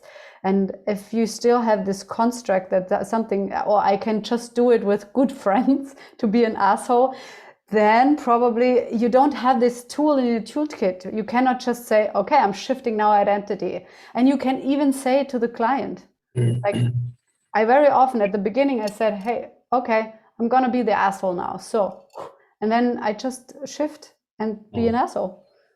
And they see, okay, this is Christine, and this is not really Christine. It's another identity. And it works. So, yeah. I want to bring something onto that, because I noticed in the past that for me, it sometimes was hard to be the conscious asshole when I didn't really have something to be it for. And what really I could see now clearly was that if I could like with Devin, I could feel a vision of from where he is at right now to where it could get. And having this vision for the other person really made, like, put more flames under my confidence of being confident about being in the conscious asshole, because I could relate to something where this could go, and then I could also be more peaceful and clear about it. And so this is really now a shifting point for me to look for a vision for the person that I'm with right now, and then from that with vision, like draw the power, I'd say, to go. Yeah. Yeah. You. Yeah. Also, something that Martin said in our breakout group really landed for me, and it was that there's this space creating, but then there's this kind of picking, like noticing something and really kind of hitting that with a certain intensity so that that can get drawn out, and then having the space for that. And that really worked for me as a energetic kind of film of how it can, like a movie of how it can play out. And I can see that I can make more of an impact. Like, I see this, what is that? And then let it come into the space what it is. And I think I sometimes am timid about really pointing to something, even when I have created this space for it to expand into. Yeah. Is And that what- tied to Mhm. clarity? Like to point it out directly? Can you say more about this? I did not get it. Can you say it again, Elizabeth, in a different way? Yeah. I've been sitting here thinking about the feedback that I had about being more clear.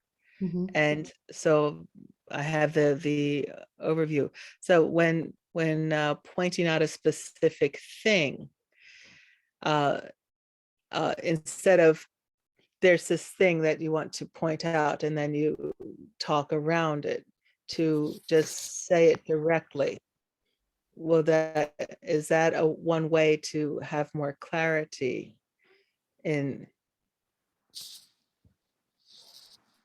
What do you think? Yeah. I would say try it out. Try it out. And Yeah. and sometimes it's even there was, I don't know in which session, there was not an answer coming, or the person was already repeating to, like the coach was asking 3 times, and then you can use this and say, actually, I'm asking you already 3 times this question, and what is the resistance about, you know? And then you can shift totally the space from first diving into something and then just grab this and navigate into something different. So be bold and not like, oh, I tried it this way, oh, it did not work. So like, trust yourself that, okay, you have clarity. You have, chances are very high in this constellation, we are on a really similar level, right? But chances are high your clients are with less metrics in front of you, because they're coming to you because you're holding more metrics.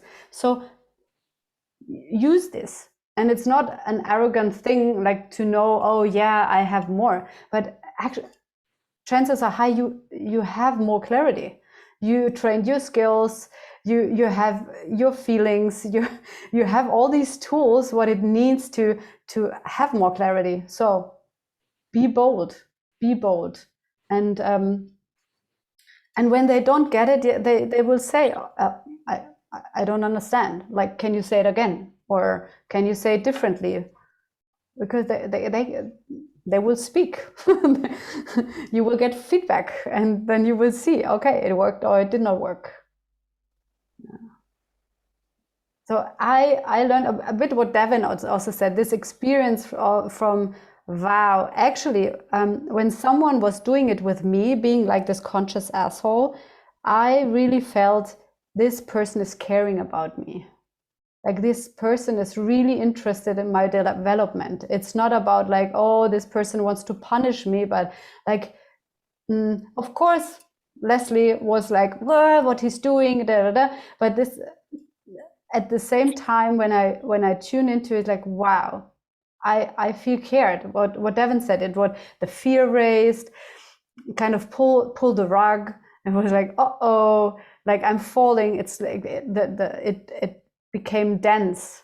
And this is also, okay, it gets hot, it gets closer to me. Like I also, like, it's allowing, when you are in this space and you are conscious asshole, you're getting closer to the person. You're there actually, and say, I'm with you. I don't let you slip. I'm there. And not because you are a bad person. No, because I like you. Because I really care. Yeah. Yeah. Yeah. Thank you. Thank you. Yeah, and this is also, Joseph, I think you said it. It's like what I learned, the usual coaching approaches are actually also like to be kind, to ask questions, navigate the person through with questions through a process. Totally fine, super. I love the add-on, the kind of the cherry on the top of possibility coaching, that actually, like we are coming with this conscious asshole, more clarity, more sword, but also heart, and we have our tools in a different way ready. We are closer. We are not just a guide. I feel like with this approach, I'm one step closer to the person, to the being of the person. Actually, I think that these rules apply in order not that we don't manipulate the client. And that makes sense. Yeah. But when we are in connection and we are kind of empty ourselves, then we can be bold, because then it's very close. We might also be much more able to see the reality of the other person and to be more direct. We could work like 2 hours and wait so the client can bring it out eventually by himself, but it's a lot of time. Yeah. And this is the difference also with the EHP. The EHP is this, okay, like when the person is not feeling, it's not like the person is not feeling. So we need that the person is able to feel. So in a coaching, I would say it's like you have more you have more space as a coach to like when it's not just an EHP. It's there you have this little frame. It's about healing emotions. That's it, actually. And of course, there are different ways how to do it, past lives, etc. And it's a small pathway, and it's a universe around that, and it's a different approach. And one can lead to the other. Of course, at the beginning we are holding space and we are starting the session, and then it might probably move into an EHP, and then at the end we can wrap it up again. So yeah. Okay, so we have a question. Yes, great. To be an asshole could be to point something out, and to be an asshole, I have a question about.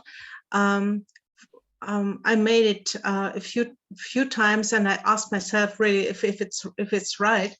I manipulate the person, so my client, because it has been persons who made a lot of EHP, so they know all the things they normally use to, and so I wouldn't get them with the same tools as before. So I made something in between, and that was for me to be an asshole. I confused them before that they don't know how to go any further anymore. So they get liquid, and then afterwards they could make a step outside. but I ask myself, is that kind of being to manipulate the space, to bring the client in a confusion that they don't follow their old concept, if it's okay or not? Did it work? Yes, like what does the colleague say? I have a question, Maren. Did it work? Yes, it worked. Okay. So what is manipulating for you? Because how it sounds for me, you were navigating the space into the liquid state. yes. Yes. So this is what they ask for, I assume.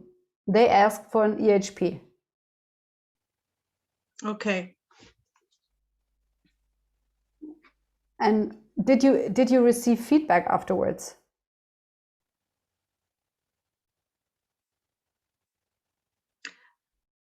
Yes.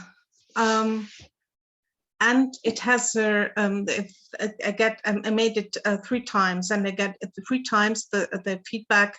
They get they realize the manipulation or the irritation in the space, and they make a judgment about that. But at the end it worked, and the persons mostly thought about themselves that it worked because they made a new decision because I made something wrong. Okay, so when I hear this, that you got 3 times this feedback, I would check to do it differently. Like I think probably your gremlin was like too off the leash and not like feeding you through your heart into this space, but like we're going off the leash. This is how it sounds for me when I would receive this feedback. I'm like, okay, how can I use the technique from my gremlin without letting him or her from the leash? Okay. Yeah. Okay. And then experiment, and probably maybe even tell this when it's in a safe space and it's in the 3 cell or in a group with a person you know. You can also say, and I'm experimenting with this at the moment, and then make it as safe as possible for yourself, but also for the client, whatever safe means in this case. Like, They said I wouldn't make that without any Notwendigkeit, necessity. Necessity, yeah. Necessity. Yeah. Yes, of course. But so you never know where the process goes, and at the end you can still say it at the beginning. This is what I'm experimenting. It might probably happen when it's necessary. And then you said it, and then okay, cool. Thank you. Yeah, great. So we have like one. I would like I have the urge to be clear about, at least for myself in this work, that I'm very curious about what you were doing basically, or what you are doing. Like I would like to experience this once with you. Maybe I will ask you for an EHP. Yeah. And I know for myself that I don't want to use manipulation when I myself notices it as manipulation in my work, because then it's not serving what I want to serve. And it is it brings up the question to me of, okay, well, what can I learn more about space holding to be basically bold enough with my bright principles to still serve the other person. And I wish us all to rather take more time and precision to research in what is needed to change my space holding so it will work with the persons, rather than like using the quick effect of of manipulation. Yeah. Thank you. Yeah, thank you, Marcus. Of course, it's not working. Yeah, manipulation is not a bright principle of the possibility coaching. Yeah. That's clear. So it's about possibilities, and that's why you can actually be bold, because it's their choice. It's like you can offer something and they need to choose. It's not, you're not pushing them through a door. That's a no-go. Right? You're opening the door, and then even you say, okay, I open 3 doors. You're not going through. That's it.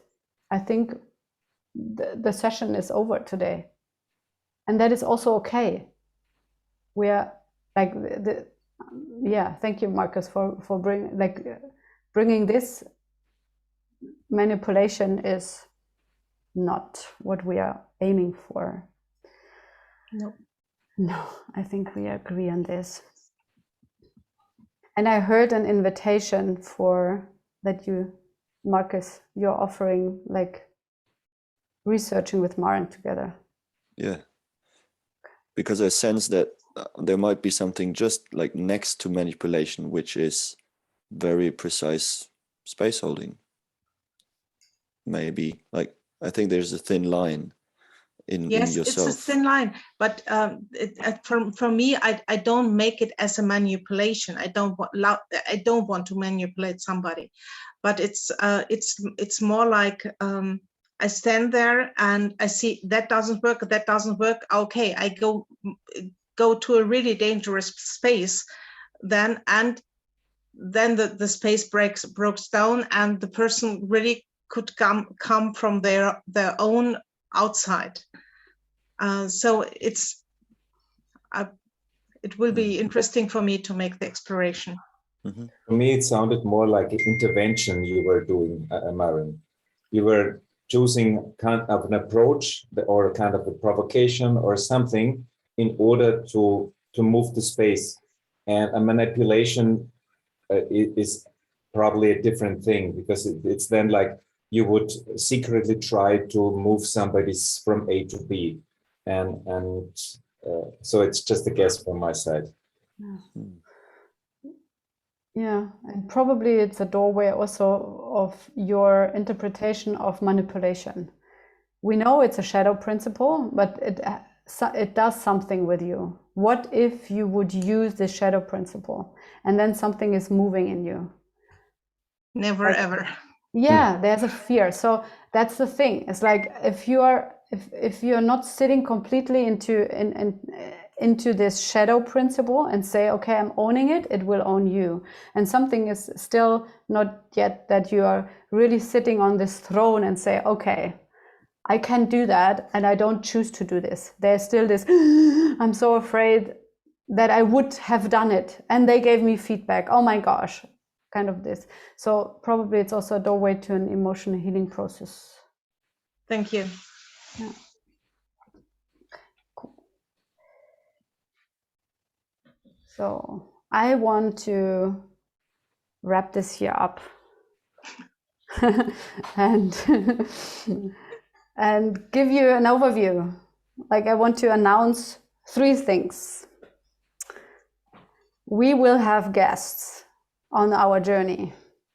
So there will be one guest coming on the 12th of January, Clinton Callahan, and we will have a Q&A session. So already until then, you have 12 days, or 15 days almost, to pull out your magic questions. Like, collect your questions, what you have about possibility coaching. This is one thing. Then there will be a special, I don't say more, on the 26th of January. So be there. There will be a special. And then on the 2nd of February, Vera Franco will join us for a session, and it will be about non-linearity. as an umbrella kind of, and then we're gonna see what will happen. So I feel really glad to feels like, wow, something cool is happening, and it's already cool, and I really love the space, and it gets even more juicy. Okay. And for the January, I want that you that there is an assignment. Again, I know there are a lot of assignments, and you choose whatever you do, and it's your decision. At the same time, like this is kind of a must. It's get 2 clients which have no idea from possibility management for 2 newbie sessions. Like this very new people having no idea of possibility management, and it's about and practice with them. And it will go like this. Your 3-cell or one of your 3-cell persons will also hold space and like is there with you, and you hold space, and it's about landing distinction, getting the X on the map, but with a very, very new person who has no idea. It's probably a lot about, okay, you have a box, old map, new map of feelings, whatever is necessary to navigate them slowly into the possibility coaching field. And I thought about that every one of you ask friends or family members or something, and you are exchanging them, so that you are not doing it with friends and family members, but with totally new people. And it would be a 45 to max 1 hour session. It's not like an EHP. I would not do an EHP. It's about really like the first session to introduce them with the distinctions and into possibility management. Get to know their box, scan them, noticing, give them their X on the map. And this is for the whole January to have 2 clients. And if you have your own and say, okay, I'm already having some, go ahead. But as an idea, you can also ask in the EHP collaboration group. You can also post there, or ask your own friends, or exchange even as an idea.